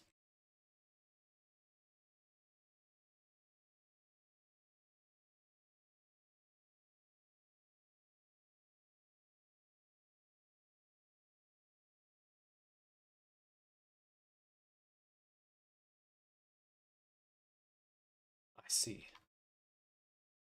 Biggest difference is these do actually have a palate, unlike many of my other teeth. That's fine.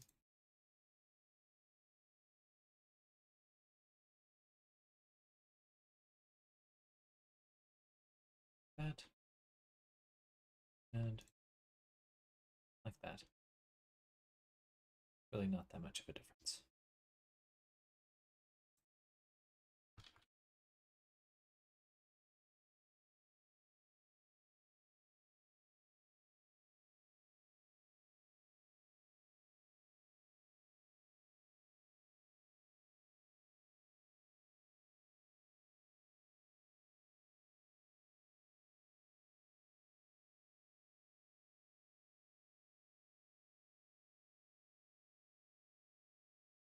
Cool.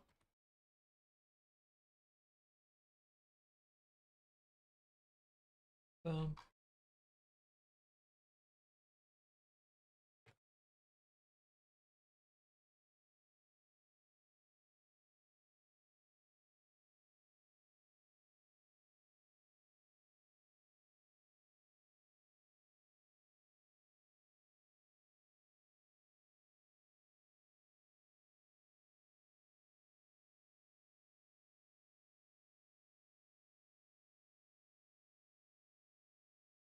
the tongue go.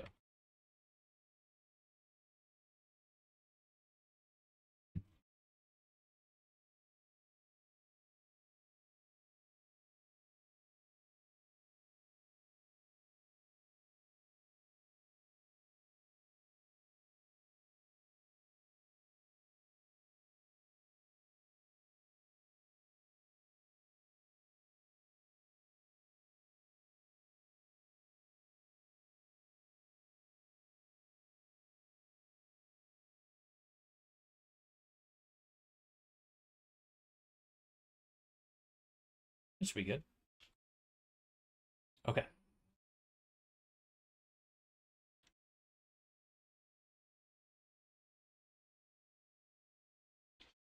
Now we can actually start rigging. So, I'm gonna close my window real quick.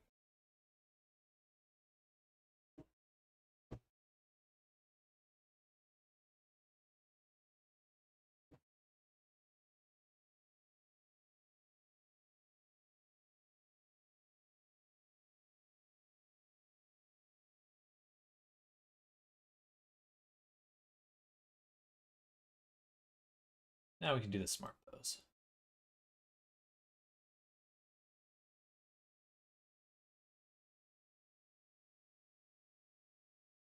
Shoulders, wrists, spine, ankles.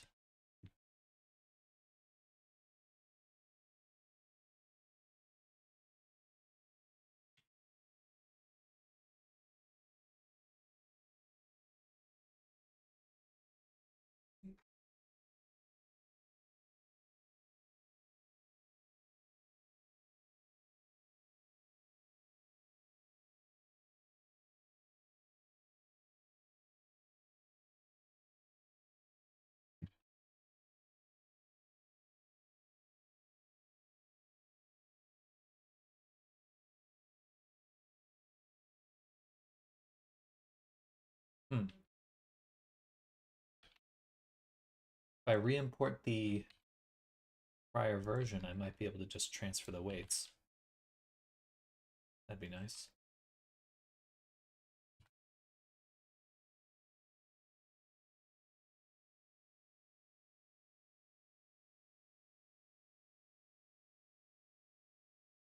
Fun. Teeth. Okay, save.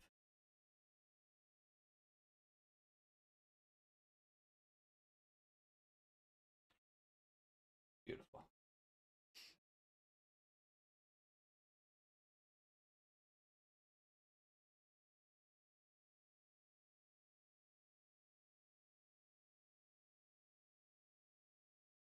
They look like they just broke something on the initial stage when you're just frozen with that O face. With the O face? Zoom.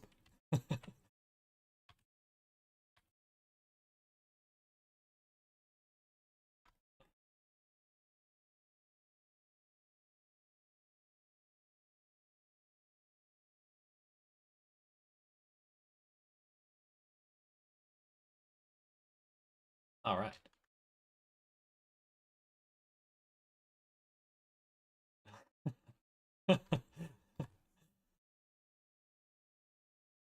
Obviously, it's not going to move. Okay, yeah, we are missing all the vertex groups. That look you give the nearest person when you drop a glass, for example, like, oh shit.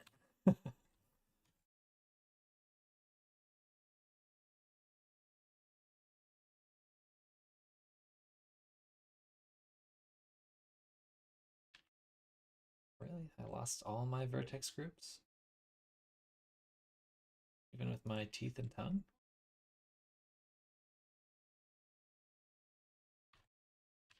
Alright, those work. There we go. Better name for that, I think.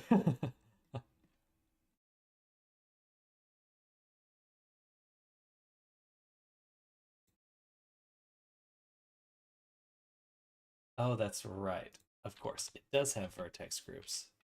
I didn't rig with Auto Rig Pro previously, at least for some of these pieces. Duh. That makes more sense.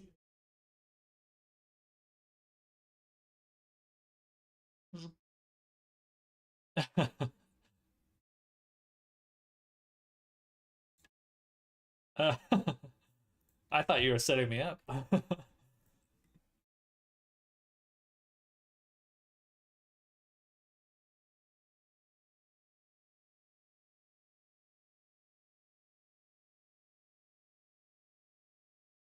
XD.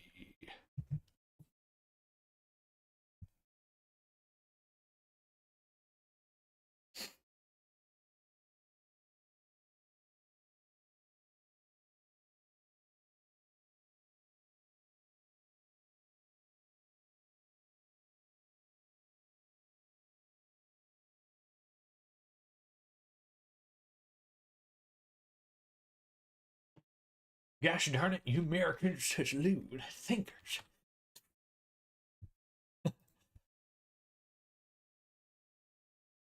All right, look at that. Snap, that came out really well. For what we're looking for, this is pretty much perfect. I'm not going to be able to refine the weights too much while it's still in subdivision, so... Oops. Oh, why is this one so tiny? Tiny pinky. I'll have to adjust that one.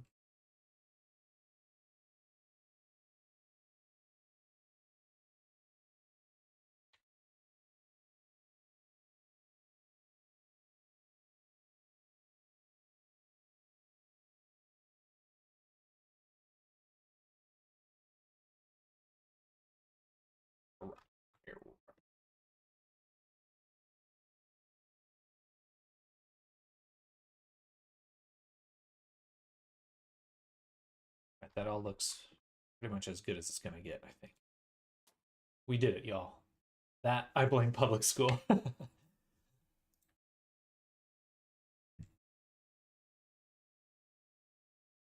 Well, we should clean up the face a little bit more.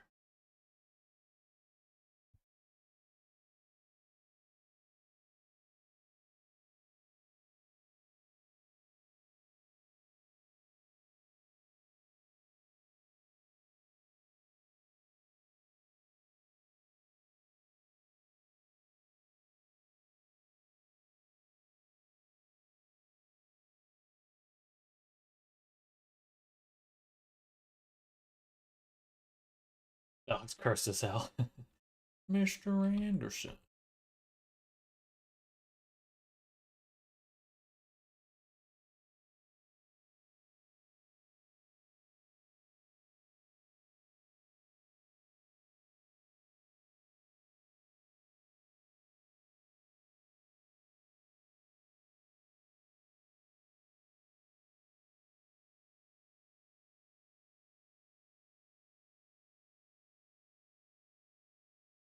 Teeth should be fine. Is it really just that one? Okay, it's just the top teeth then.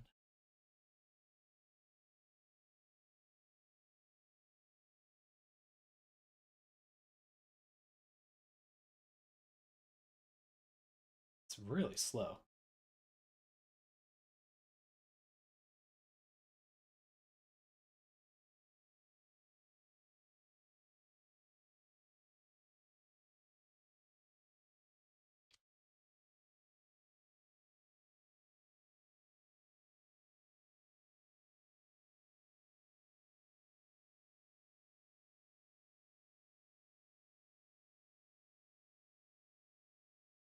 Do I need to put the subdivision before the rig?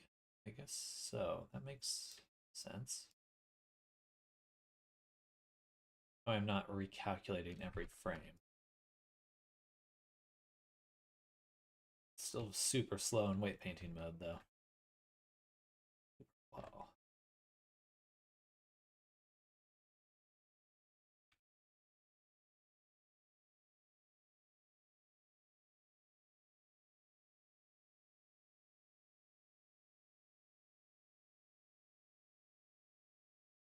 Does still pinch in the corner of the mouth a little more than I would prefer.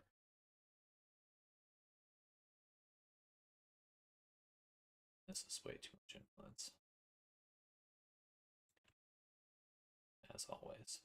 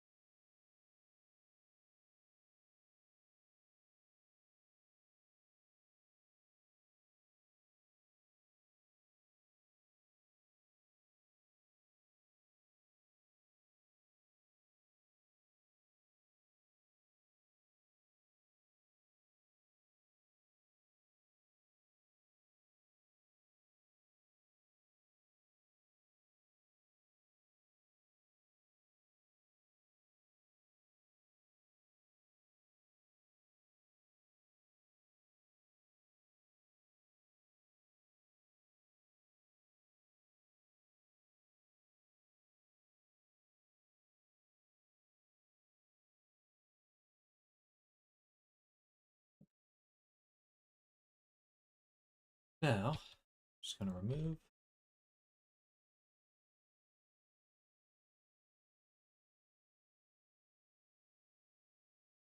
Eyebrows are always too much. I don't know why.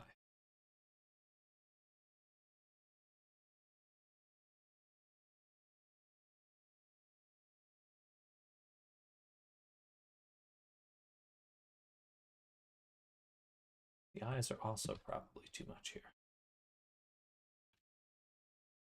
That's not that bad, actually.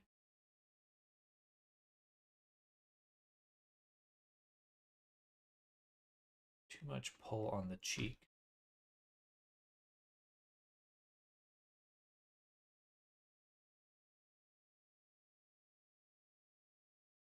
Oh, okay, well, that's really the only main exception.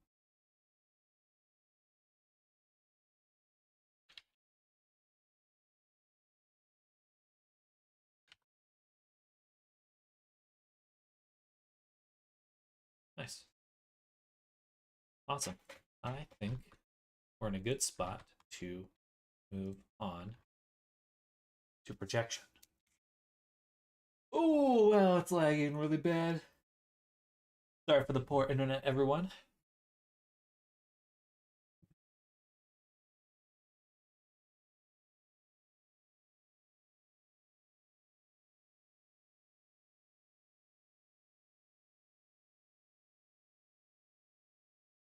It looks like it's picking back up. Okay, so now what we'd like to do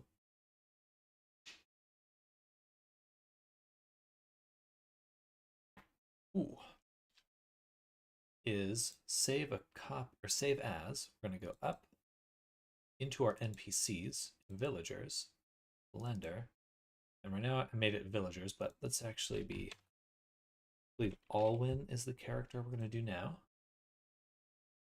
So make Alwyn. And yeah, we're going to get him set up. So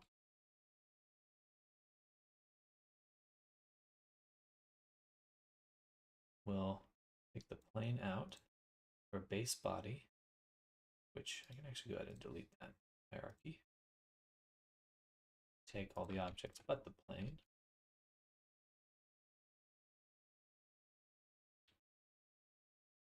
Character 1, take this, miscellaneous, set character name, Alwyn. My frames!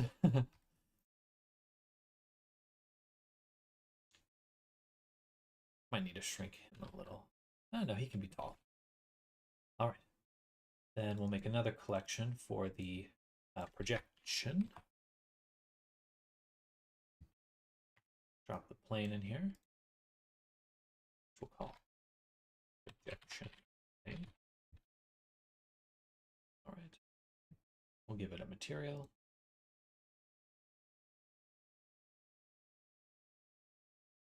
No, not material, a UV project.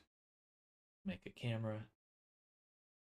Actually do file, append, villagers, object, camera. So this is exactly the camera we want. It does depend on the resolution of the scene that we're in.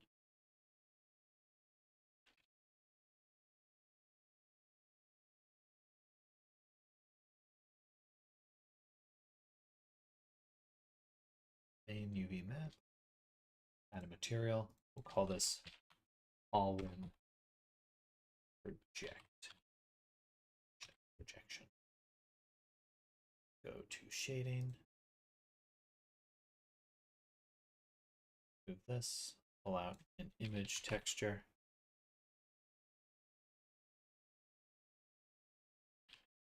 Open.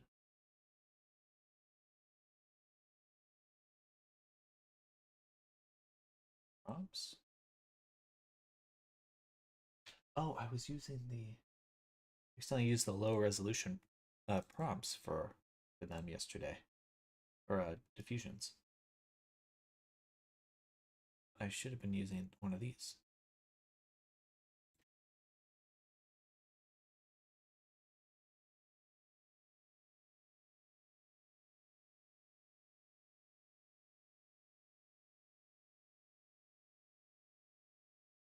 Should have been using this one.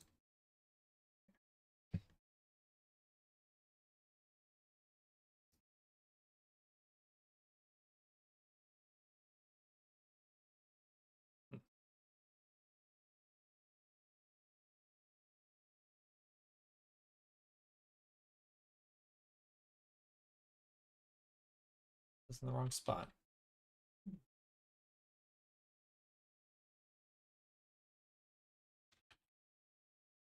It is, yeah.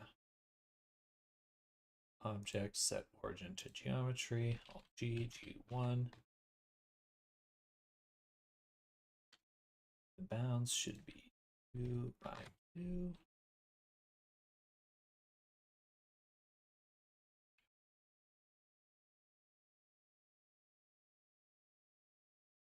Huh.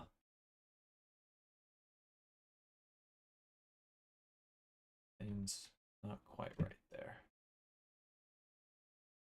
It's 2 meters by 2 meters. I move it up 1. Oh, I must have, the camera's probably not, yeah. There's that 1 here, then it works. All right. So this is why I'm excited about using the rig, because we can actually use the rig itself to position things if it wasn't busted.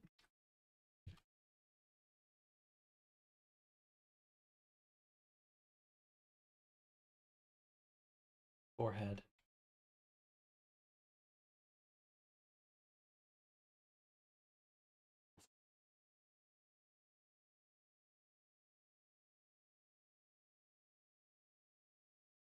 Awesome.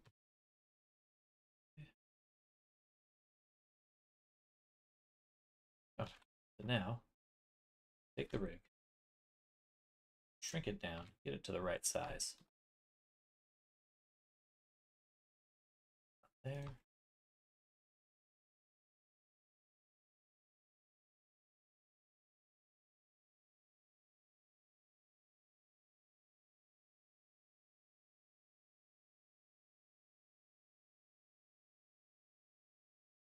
Make it fit as best we can.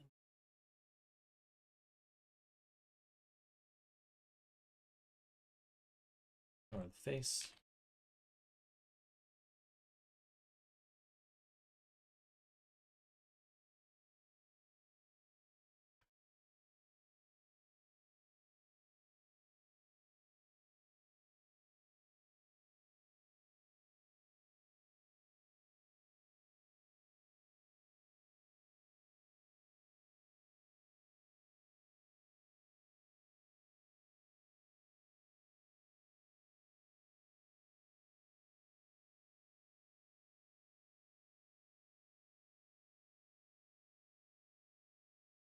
But on the body,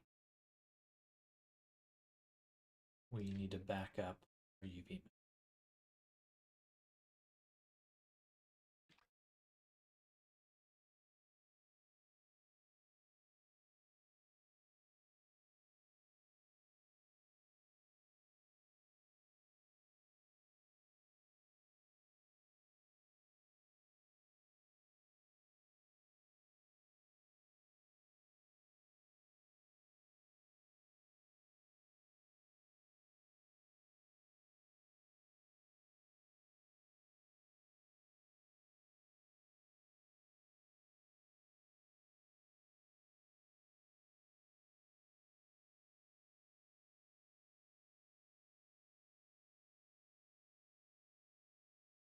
Cool.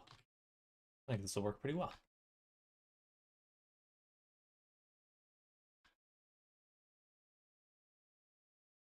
Linked. Maybe not. That should have been right there.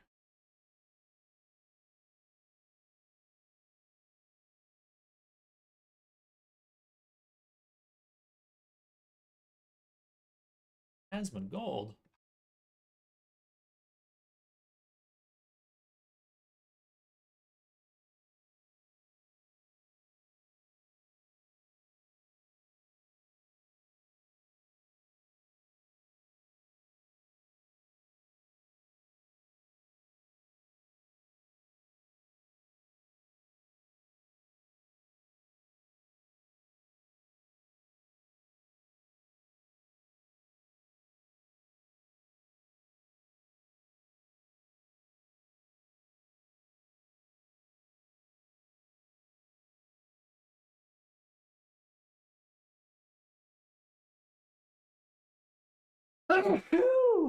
Excuse me.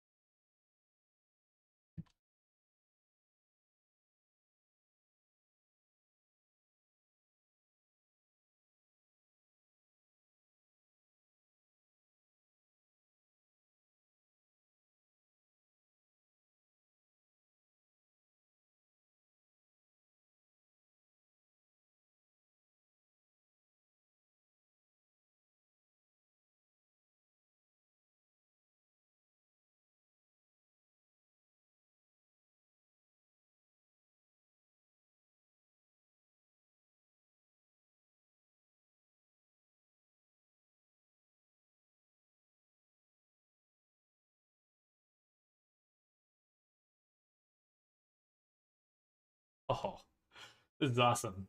This is going so much better than yesterday already. I knew I should have made the base avatar first, but I just was feeling a little lazy. But yeah, this is going really well.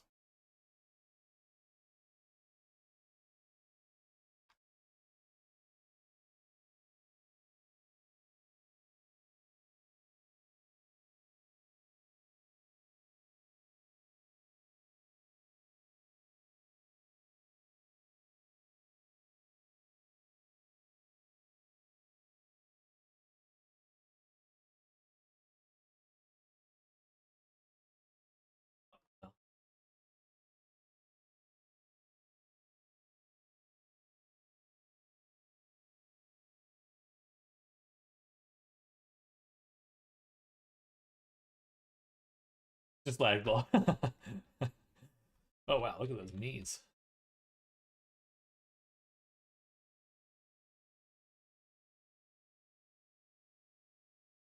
You faked me out, JW. I was like, oh man. I mean, not that there would be any that would be unusual for me to lose connection like that. Not that it would be unusual.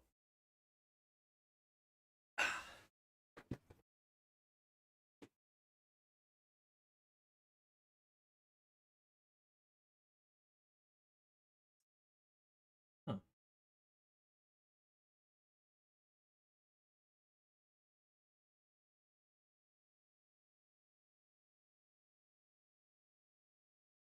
That was something. We'll test it a little bit.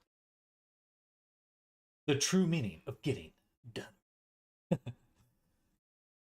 Getting nutter dutter.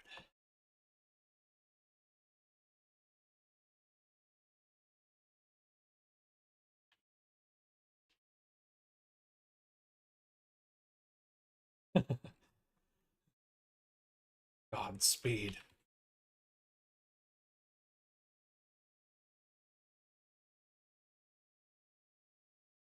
I guess I'll have to adjust this sleeve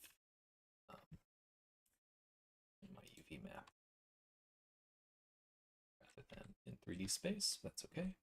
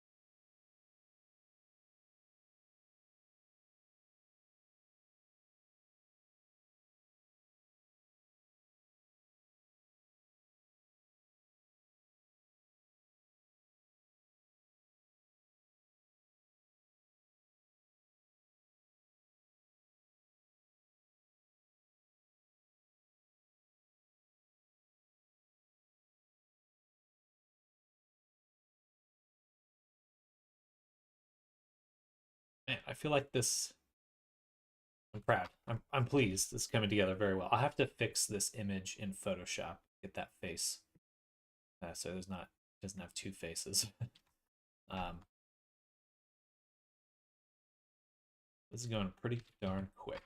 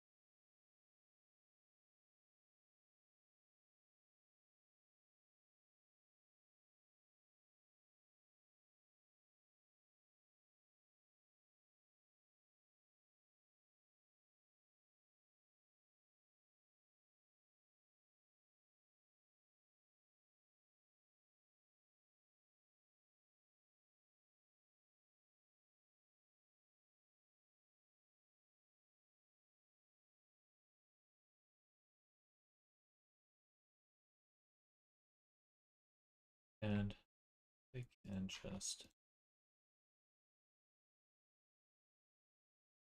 can move the bones later too. So Electro, hello. Seems like a great way for some quick NPCs, huh? Exactly.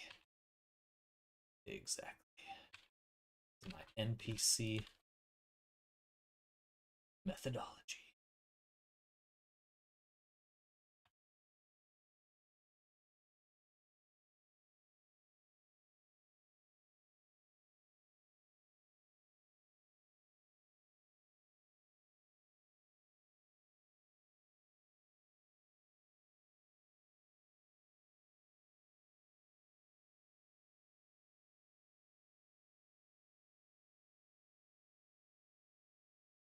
I think once we're really in the get this process down, I could probably make multiple, like probably 2 to 3 an hour of these characters.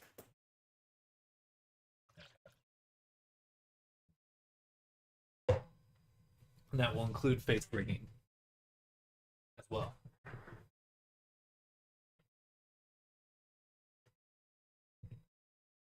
Eventually. It doesn't include face rigging right now, but it will eventually.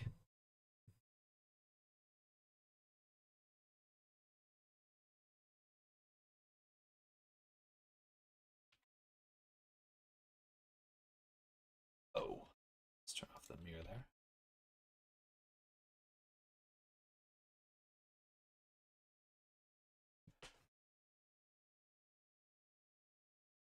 You're gonna steal that workflow? Thanks, Sam. Absolutely. I'm hoping to come out with some Gumroad pages soon that will have these rigs ready to go. Um, Probably next week. Probably sometime next week. I'll start put it up. But yeah, I'm going to be sharing the assets I'm using to make this because uh, yeah, why not? I think it's a good thing to share.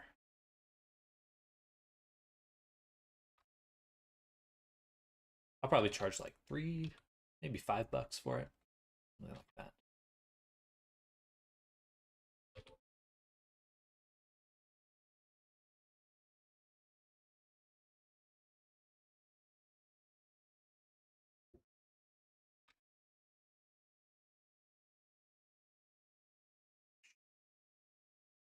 Something like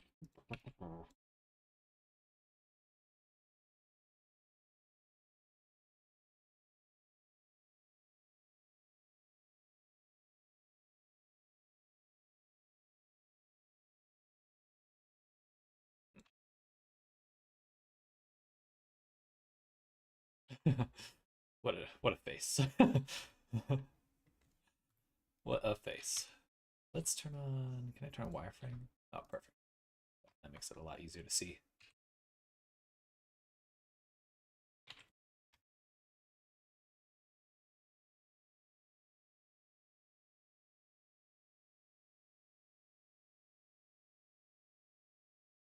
But yeah, I want to be able to share this workflow with everyone so that when we really get in the rhythm of making D&D on stream, like D&D sessions on stream, we'll like be able to spin up like a whole village worth of people really quick and then just immediately jump in and start playing.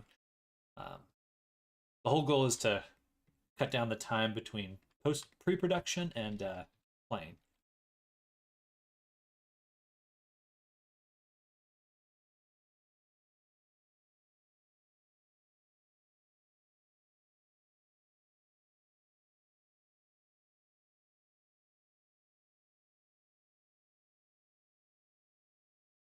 I'll look weird on this side. Cursor there.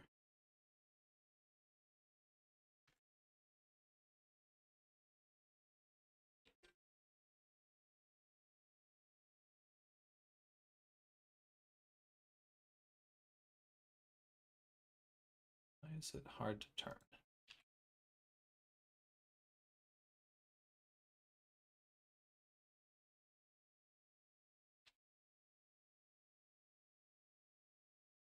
Get that beard in there in a little bit.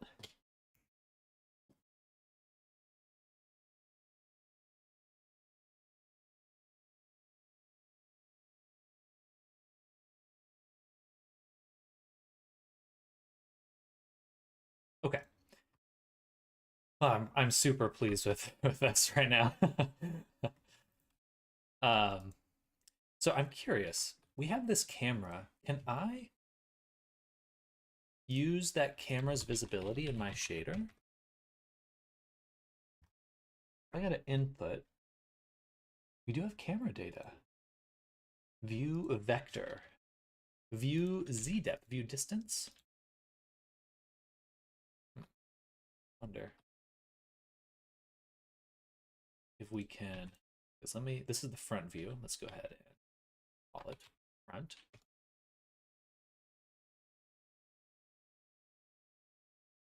If I duplicate this, let me make one called back. I'd like to mix these two.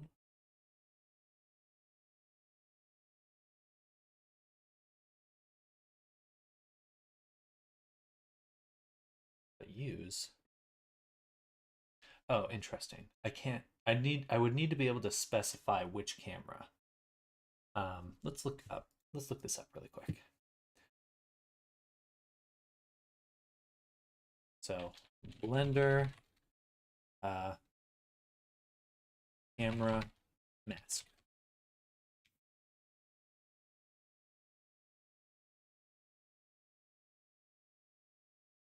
Let's see.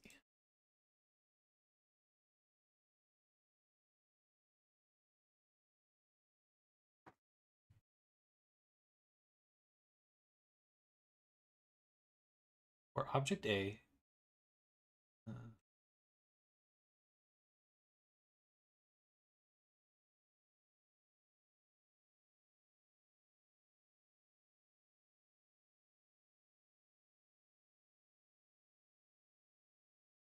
can take object info. That's not very helpful. I want it to like project an image. Blender camera projection. It's basically what I'm doing, but I want it to actually rest on the surface instead of projecting through.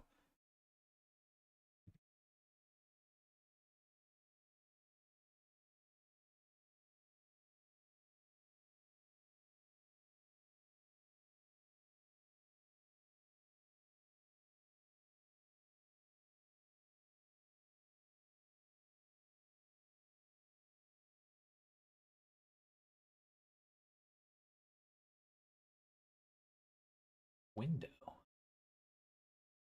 I do have a texture coordinate camera. Maybe that's what I need.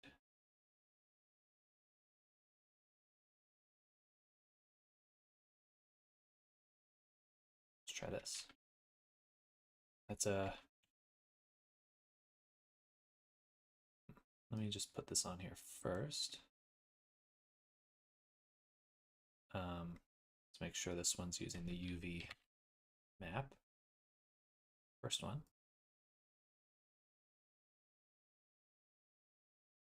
Then I'd like to see what this looks like from this view.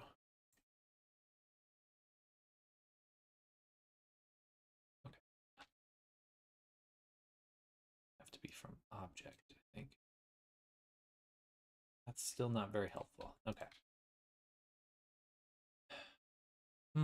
Okay. World position. World normal. World normal would work. Normal. So geometry. True normal. Separate. Lauren still needs to be on the mural. I'm gonna get that mural into the Resonite world later today. That's gonna be super fun.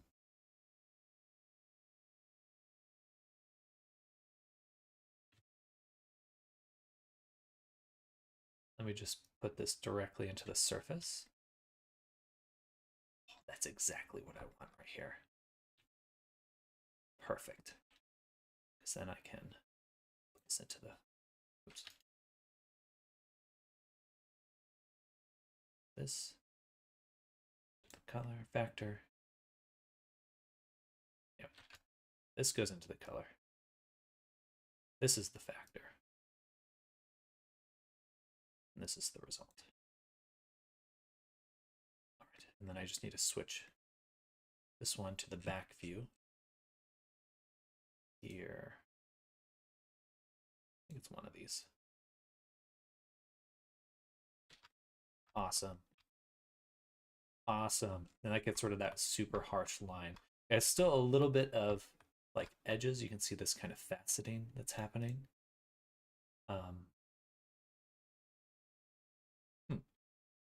But I do have a subdivision. I feel like that would... Maybe I can just use the normal. It's normal. Yeah, it still works. Cool. And then, yeah, true normal is the actual geometry. Normal is the blended version that Eevee creates. Okay, that makes it a lot better at blending.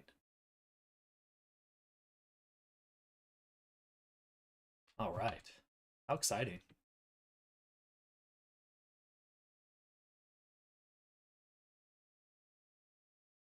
Yeah, I have been kind of shirking my my duties of duty of making the uh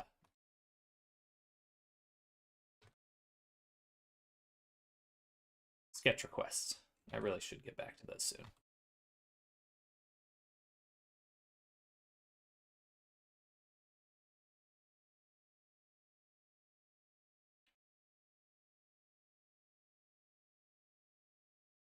Oh, this is so cool. Okay, wow, it's really coming together now. Nice.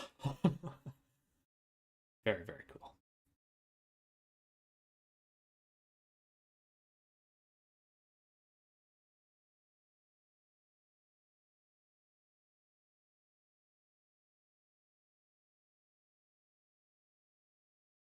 I think, yeah, I can probably get this down to like 15 minutes once I'm really good. Need Lorian to be riding or pouncing Lord Era's tail. I like that. Genie and the Dragon.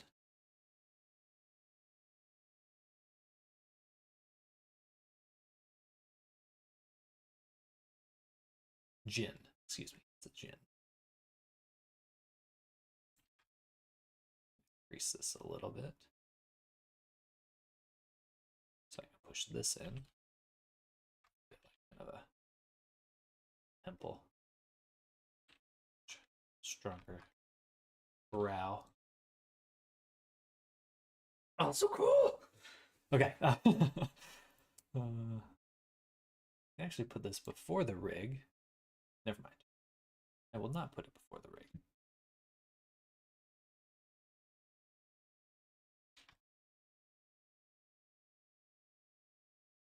Yeah, I think his torso should generally be...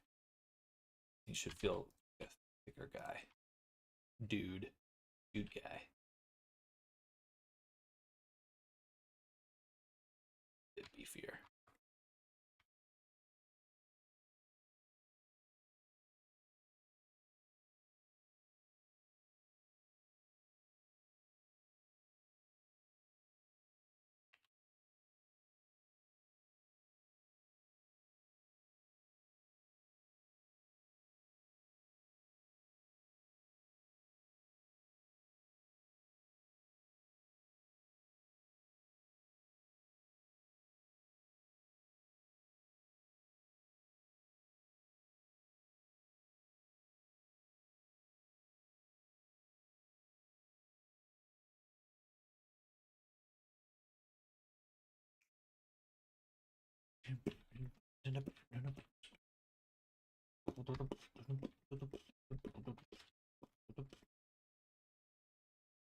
Ugh.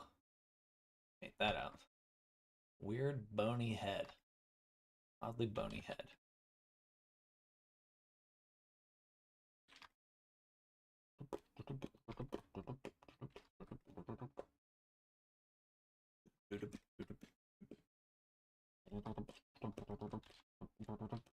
Make a backup copy.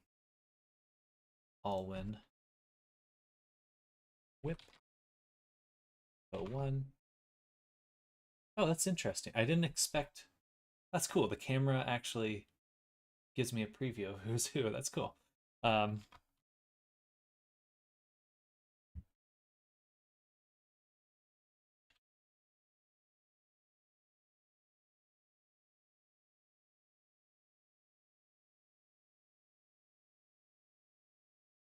Let's edit the image. So if we go back out to diffusions, we have the image here we're using for the front projection.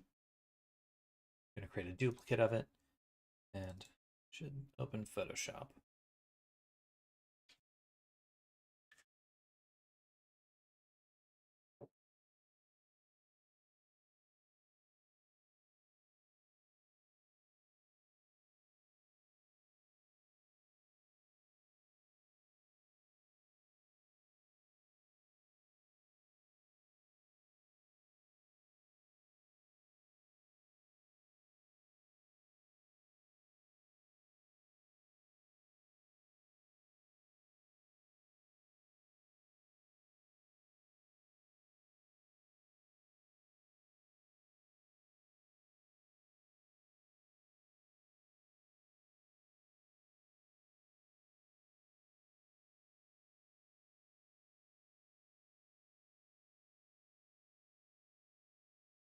Right. Back to here. Swap the image.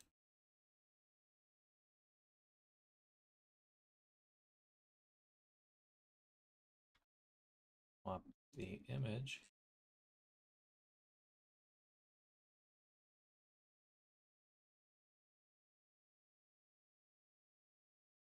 There we go. I said swap the image. And let's give him a beard. We'll take a, let's take a plane to start with.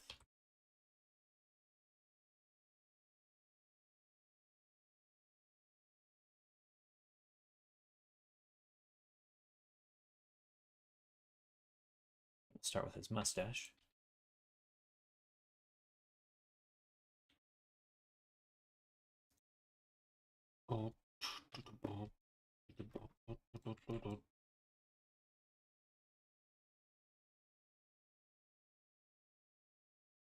Here.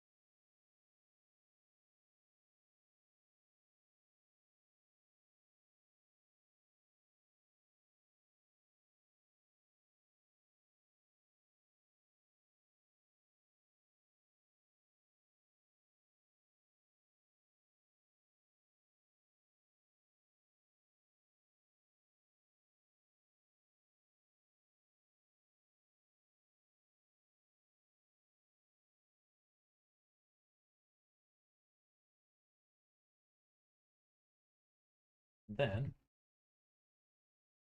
copy this and copy this.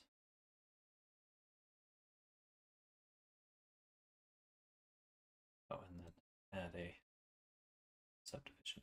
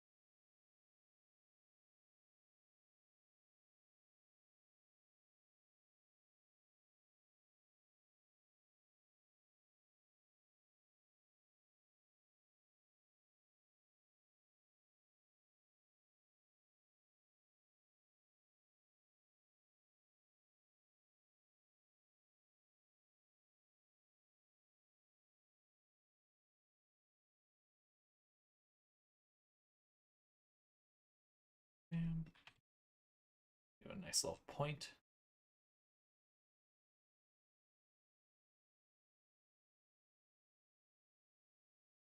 That's awesome. So fast. God damn.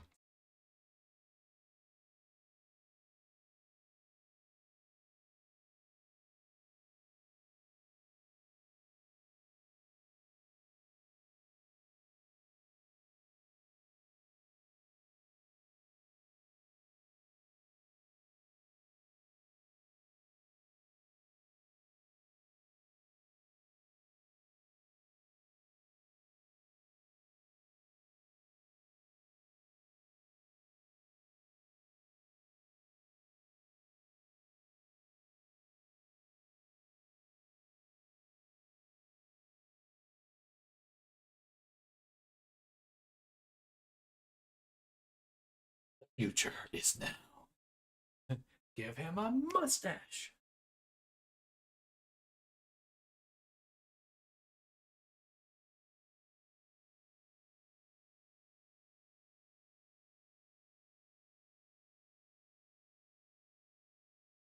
For this one, I'm going to get rid of, I'm going to duplicate this one.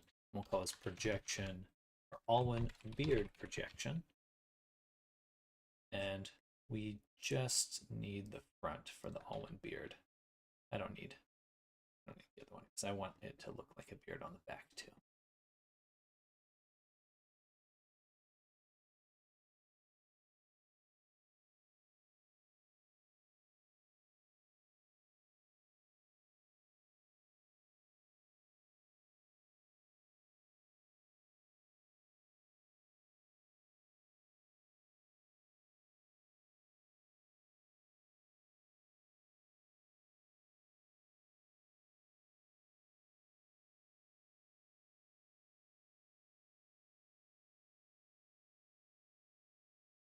Six.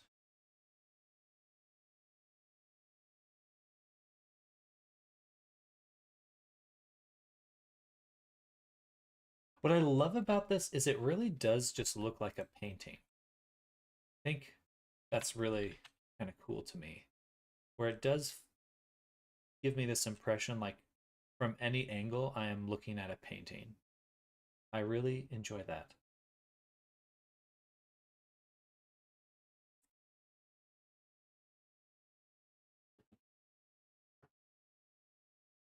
This looks bad right there. We'll have to probably steal the information on this side to clean up that one.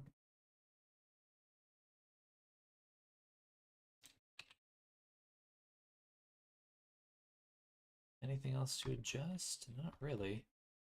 I think we can go ahead and start applying things. So first things first for our boy here, go ahead and apply the rig. And actually, save copy. Once again, we'll call this O2 armature applied. Save.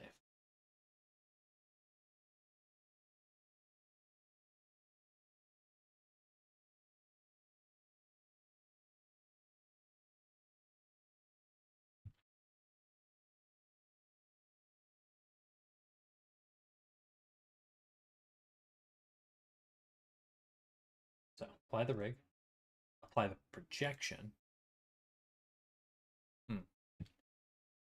Interesting.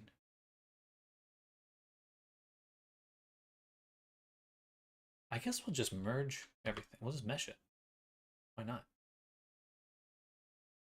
Yeah, we'll mesh the whole thing.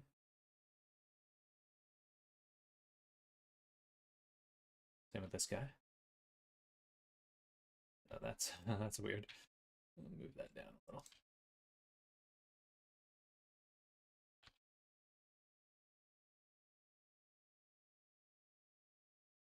Mesh that.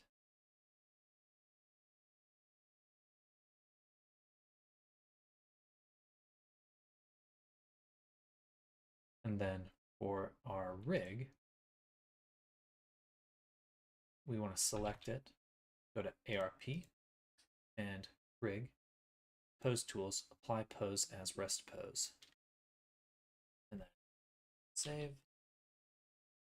Everything still lines up pretty well. Actually, the foot needs a little bit of rotation.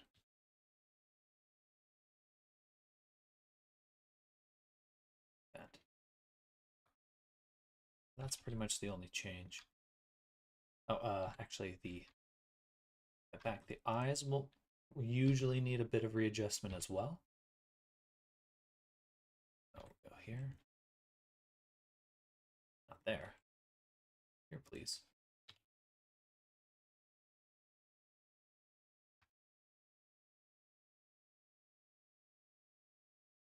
We have to move all these over.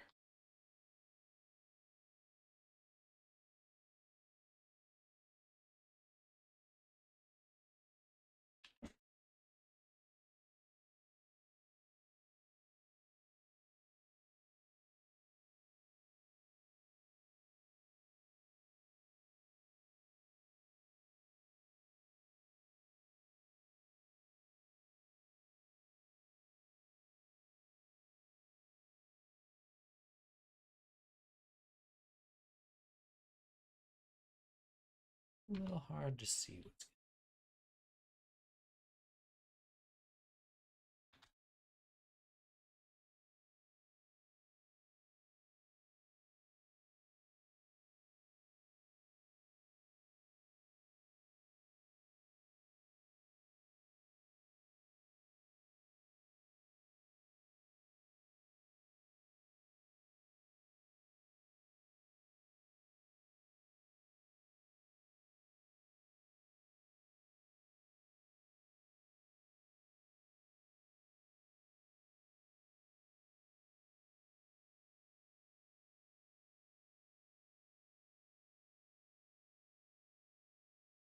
Hello, Snardom. Welcome.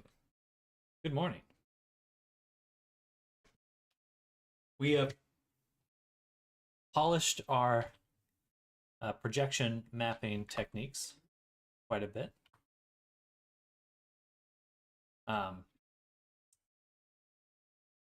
Refined. Find it. I'm quite excited about that. Hide the beard for a moment.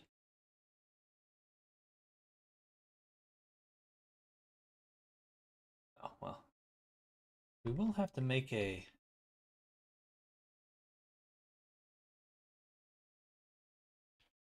better transition. We have to find a nice method for the teeth and mouth cavity and tongue. Look good. Or well, the workflow you're using, obviously your models usually have some more detail. Yes. Yes. This will be very good for quick characters. Sit down. Rapid prototyping. But I did make a very nice base that I will be using for other characters. So now I have a very nice multi-resolution base that I can begin to develop. So it should help me speed up other workflows as well. That's nice. New tool for the toolbox, indeed.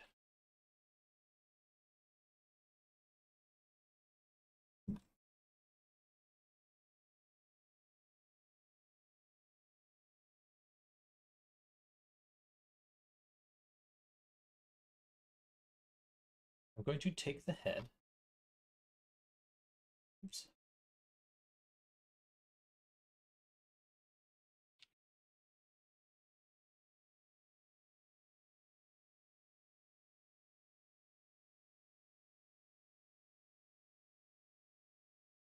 Here. Duplicate it. Separate it. We'll make a underscore hidden folder. We'll rename this to data transfer head.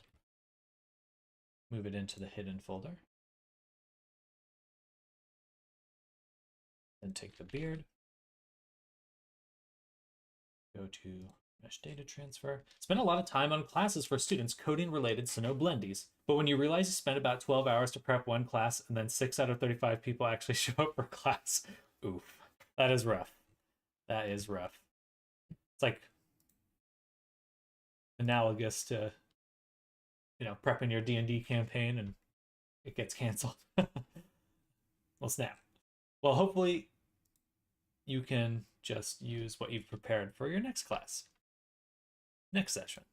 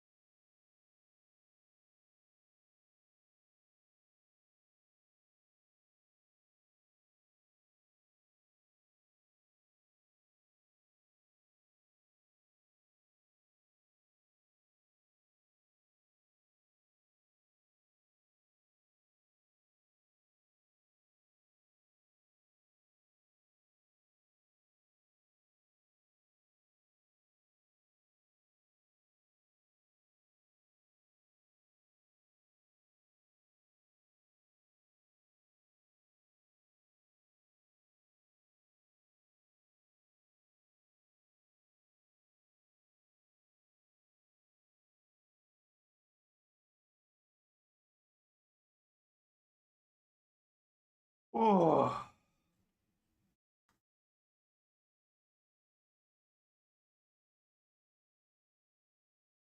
Sir, can you help me with this problem? End of class. Sure. What's up? Well, what do I need to do in step 1 of the assignment? It's broken. Copy paste code part of the assignment. Oh no.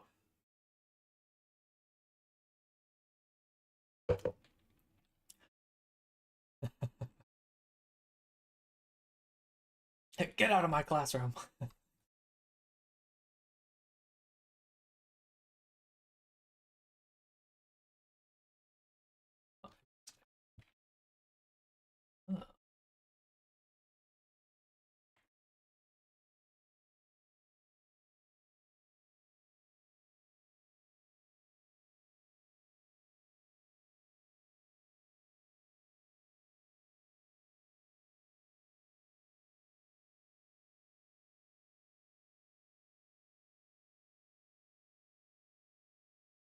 Now we can go to UV editing.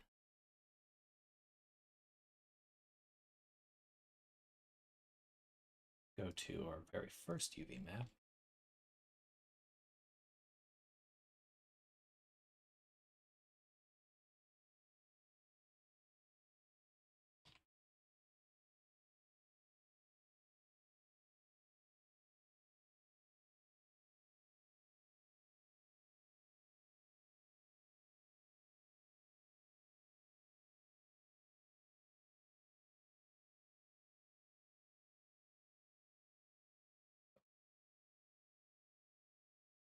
Why? Why is it doing that?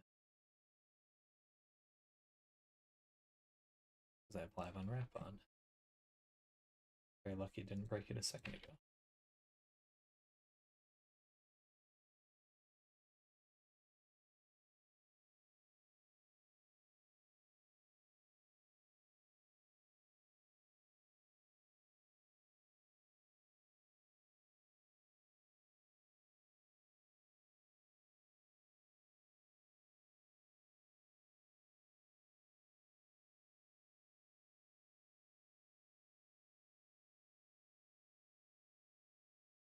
Oh, weird. It's a fucking hand right here. It's so scary.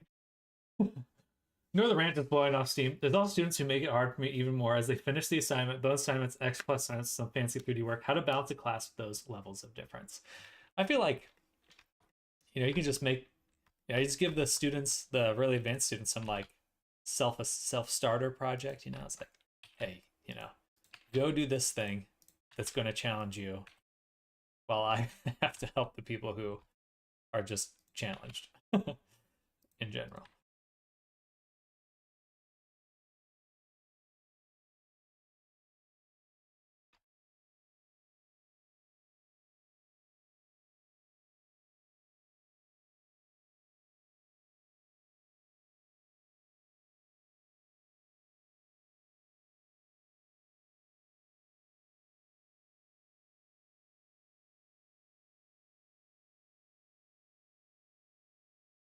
I'll start a secret game dev company with people working for me, unaware they are working for me. Make them make D&D assets for me.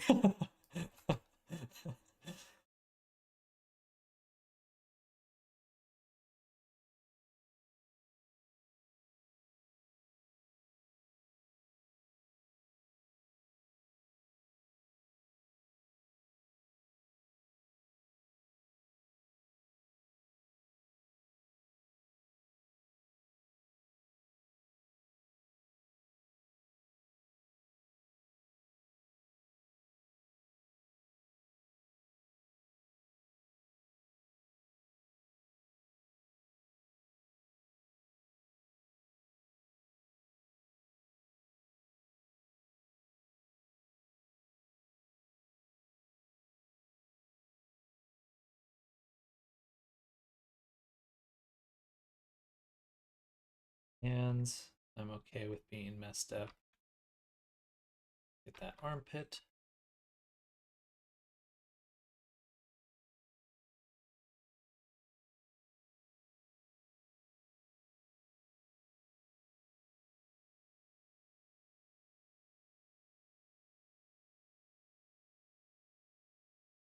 Let's turn this back on. Select the head and hide it.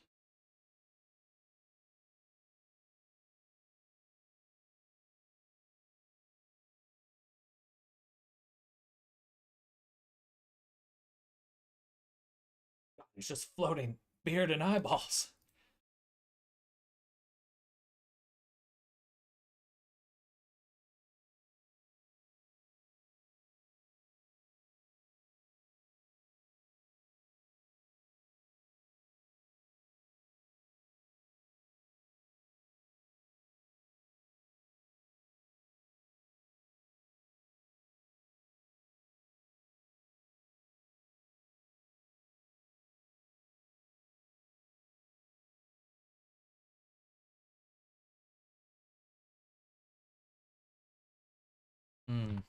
There's a gap here.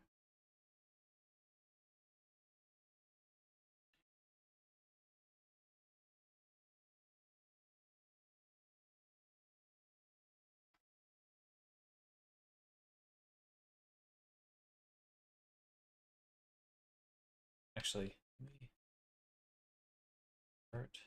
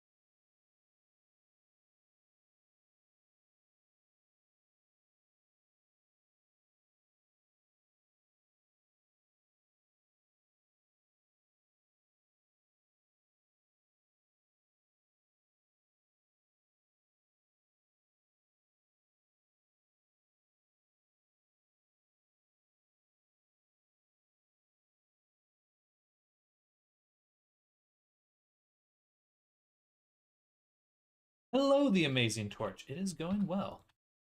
We are working on some texture projection onto a mesh right now. We need to do a lot of cleanup on this. It's been a while. It has been a while. Hope you've been doing well.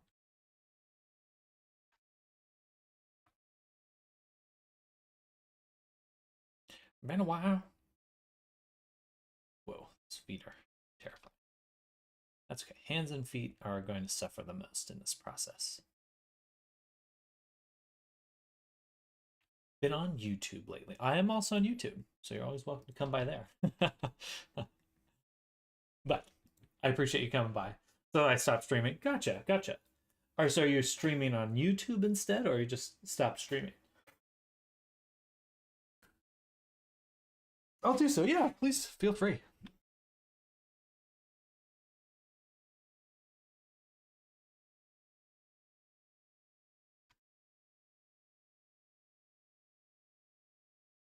Gotcha, gotcha.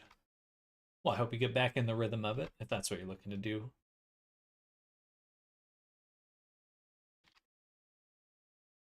The nose.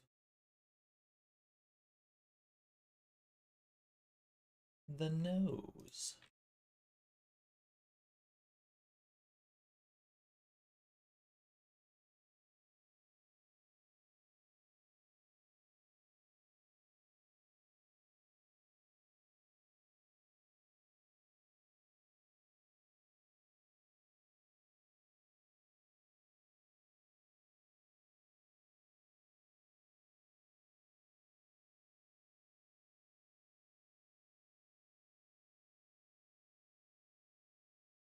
So I got to catch up on a few other things. Hope you're doing well. I am doing well. I am doing well. Uh, things are progressing nicely. We're moving on to some interesting projects. I'm going to be trying to push to do a DnD and VR. That's kind of like our main goal at the moment.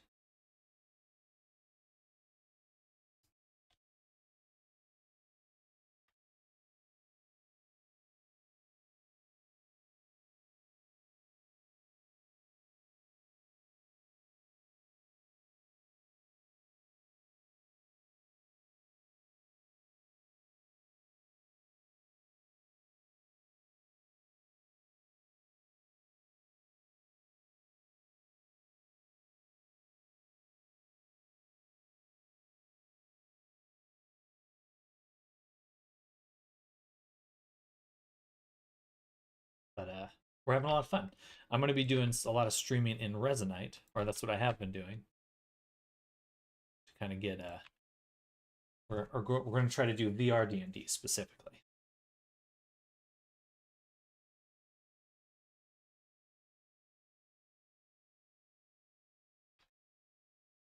Just giving me some ideas for modeling hair easier, or at least I think it will feel easier for me. I mean, that's half the battle sometimes. The texture on it gives more direction. I was thinking that like this would be a nice method for just you can do hand painting this way as well, relatively straightforwardly. You know, just make a front back painting, put it on the mesh, clean it up. Not too bad. Though his head's real bumpy, which I don't think not quite a fan of that, but nah, he's looking pretty good.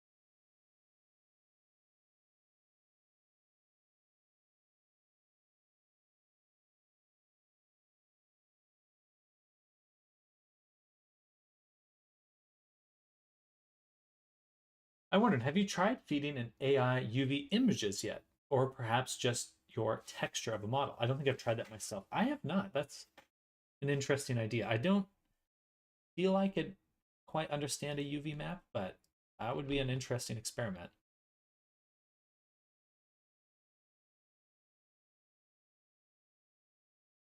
Hmm. I may, yeah, give that a shot at some point. I'm intrigued. I'm intrigued. Don't feel it would either. I think that's why I've not tried it before. But yeah. But yeah. But yeah. But yeah. He's almost there.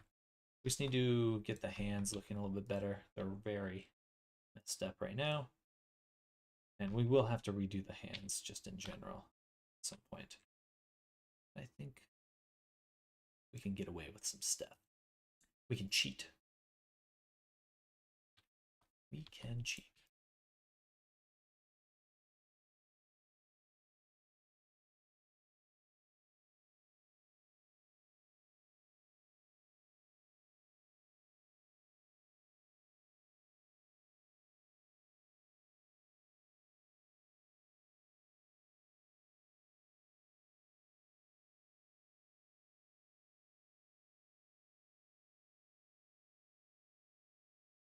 That looks a little weird, but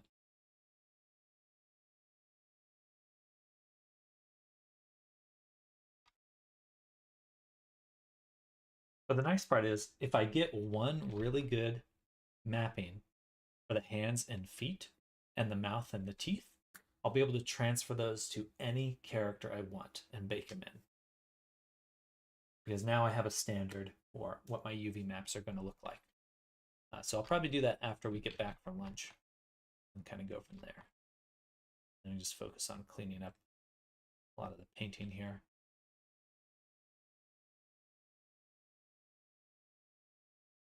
Got this gray noggin.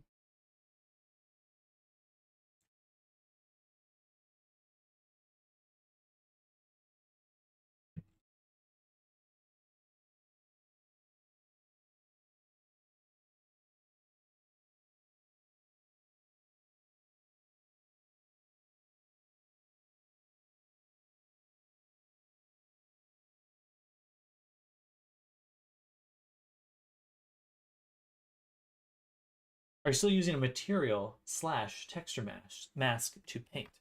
Um, Most likely I will. For some things, like right here, the hand, I would love to just use this data. So like I'll probably use another just paint a mask to get rid of this chunk right here. But I suppose I could just edit the image directly. That'd be the simplest way. Yeah, maybe I'll do that instead.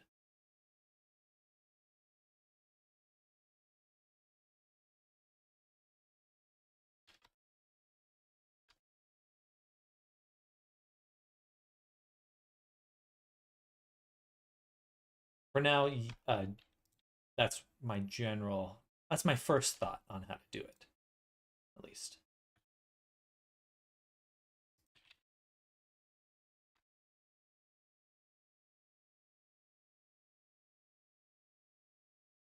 Nice bald head.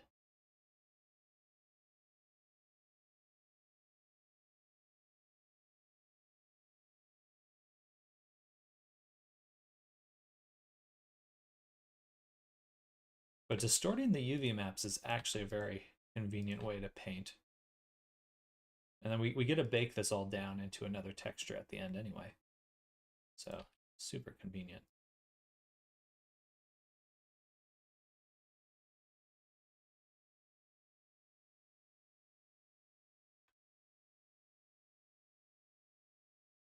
Add another hand to the left. I hate the symmetry of this. We need another hand. Isn't that weird? It's just made a gross hand.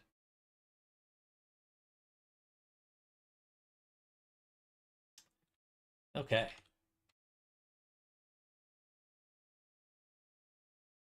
Very, very cool stuff.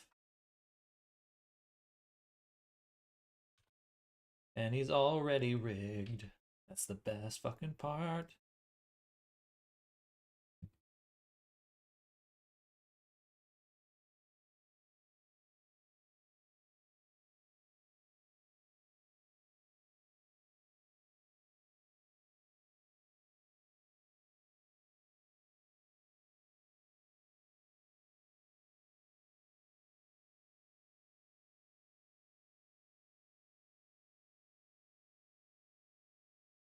Oh, Kung Fu.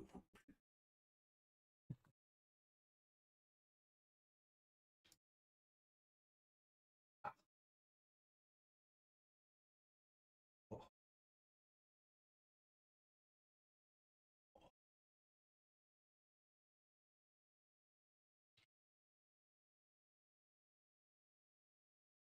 And we will have to adjust. That's weird. Like another set of lips on the inside of his mouth. Scary.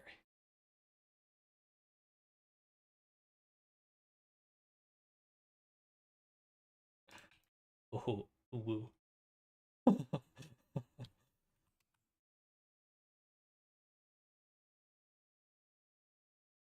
Sussy baka. Mm. I did not weight the eyebrows. I really should have done that prior to this. Actually, no, I'm glad I didn't because I need to move where the eyebrows are anyway. They need to be right on this ridge.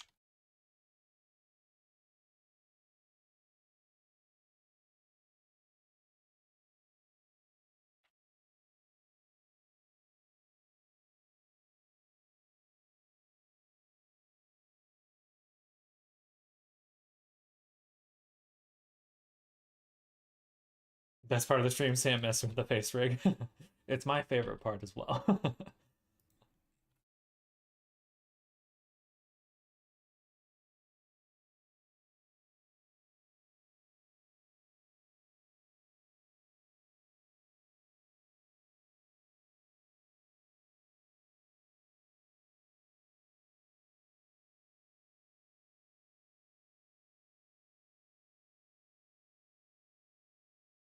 Ooh, that far.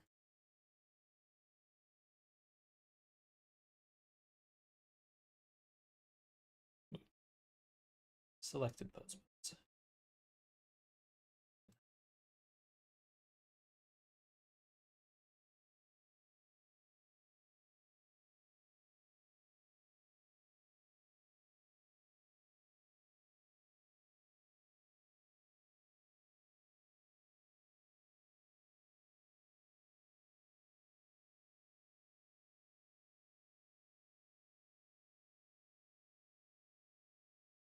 I accidentally pushed the eyebrow into the head. Edit this. A main eyebrow bone.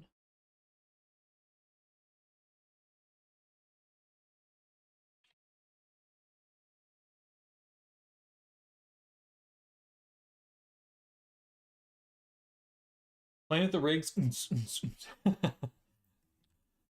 Oh, hello. It's a little fucked up.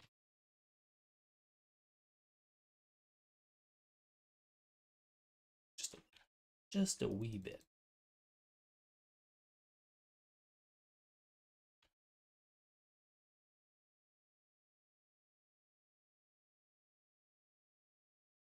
And then what has control on the back of the head?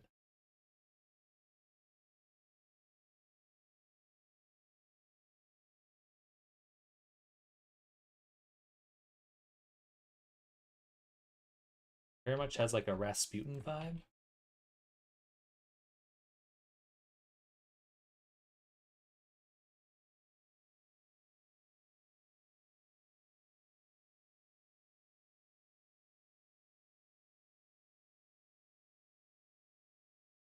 Oh.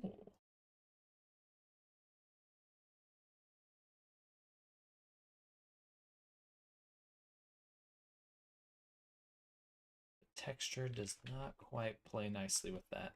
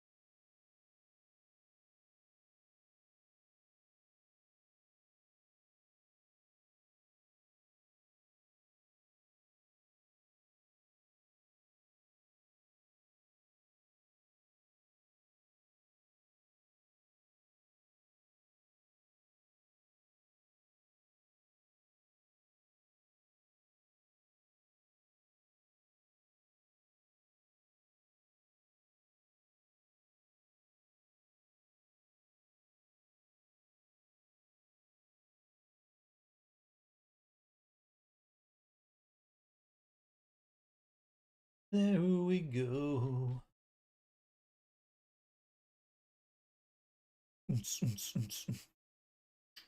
Squish.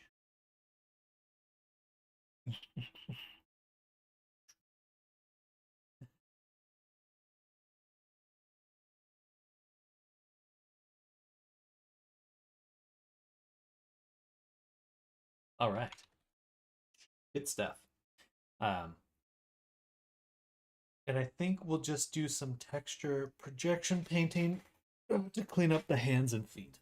But Sam, you mentioned Resonite shaders slash materials yesterday. I think in like a oh there's toys kind of way. You'll love this one. PBS Distance LARP Metallic. Interesting. So transitions over distance. Something to that effect.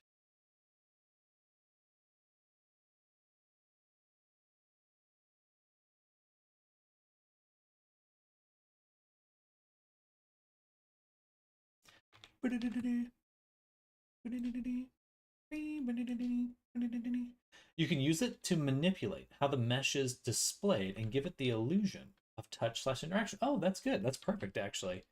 I'll have to let Zoom know, because that is exactly what his character is using.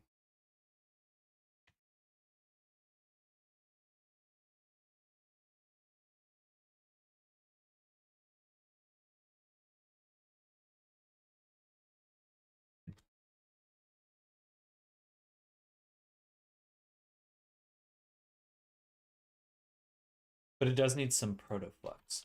Yeah, I was kind of curious. Like, are we going to inject protoflux directly into shaders? But I initially assumed that'd be pretty slow, but that does seem to be the way to do it, which is interesting. Not what I expected.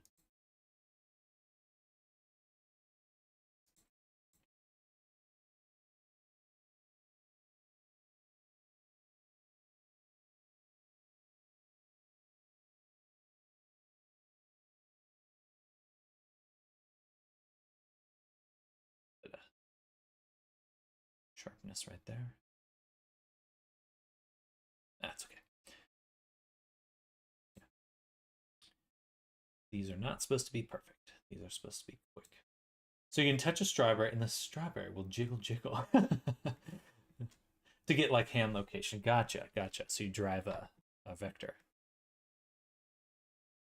That's super cool. That is really cool.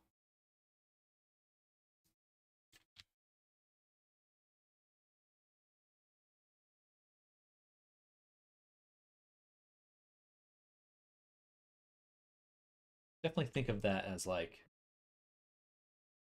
need more interaction for VR, or at least the ability to.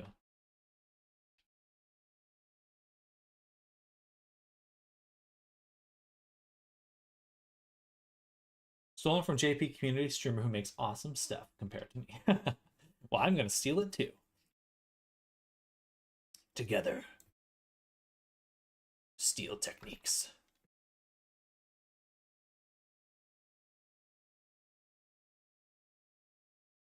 Should be able to paint this collar all the way around under the beard when we get back. Zoom, this has to have some kind of second meaning.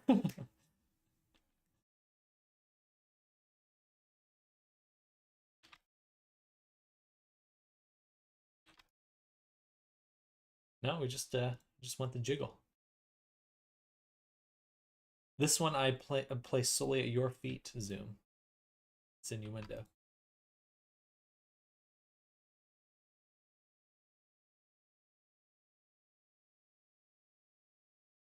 Fuck yeah.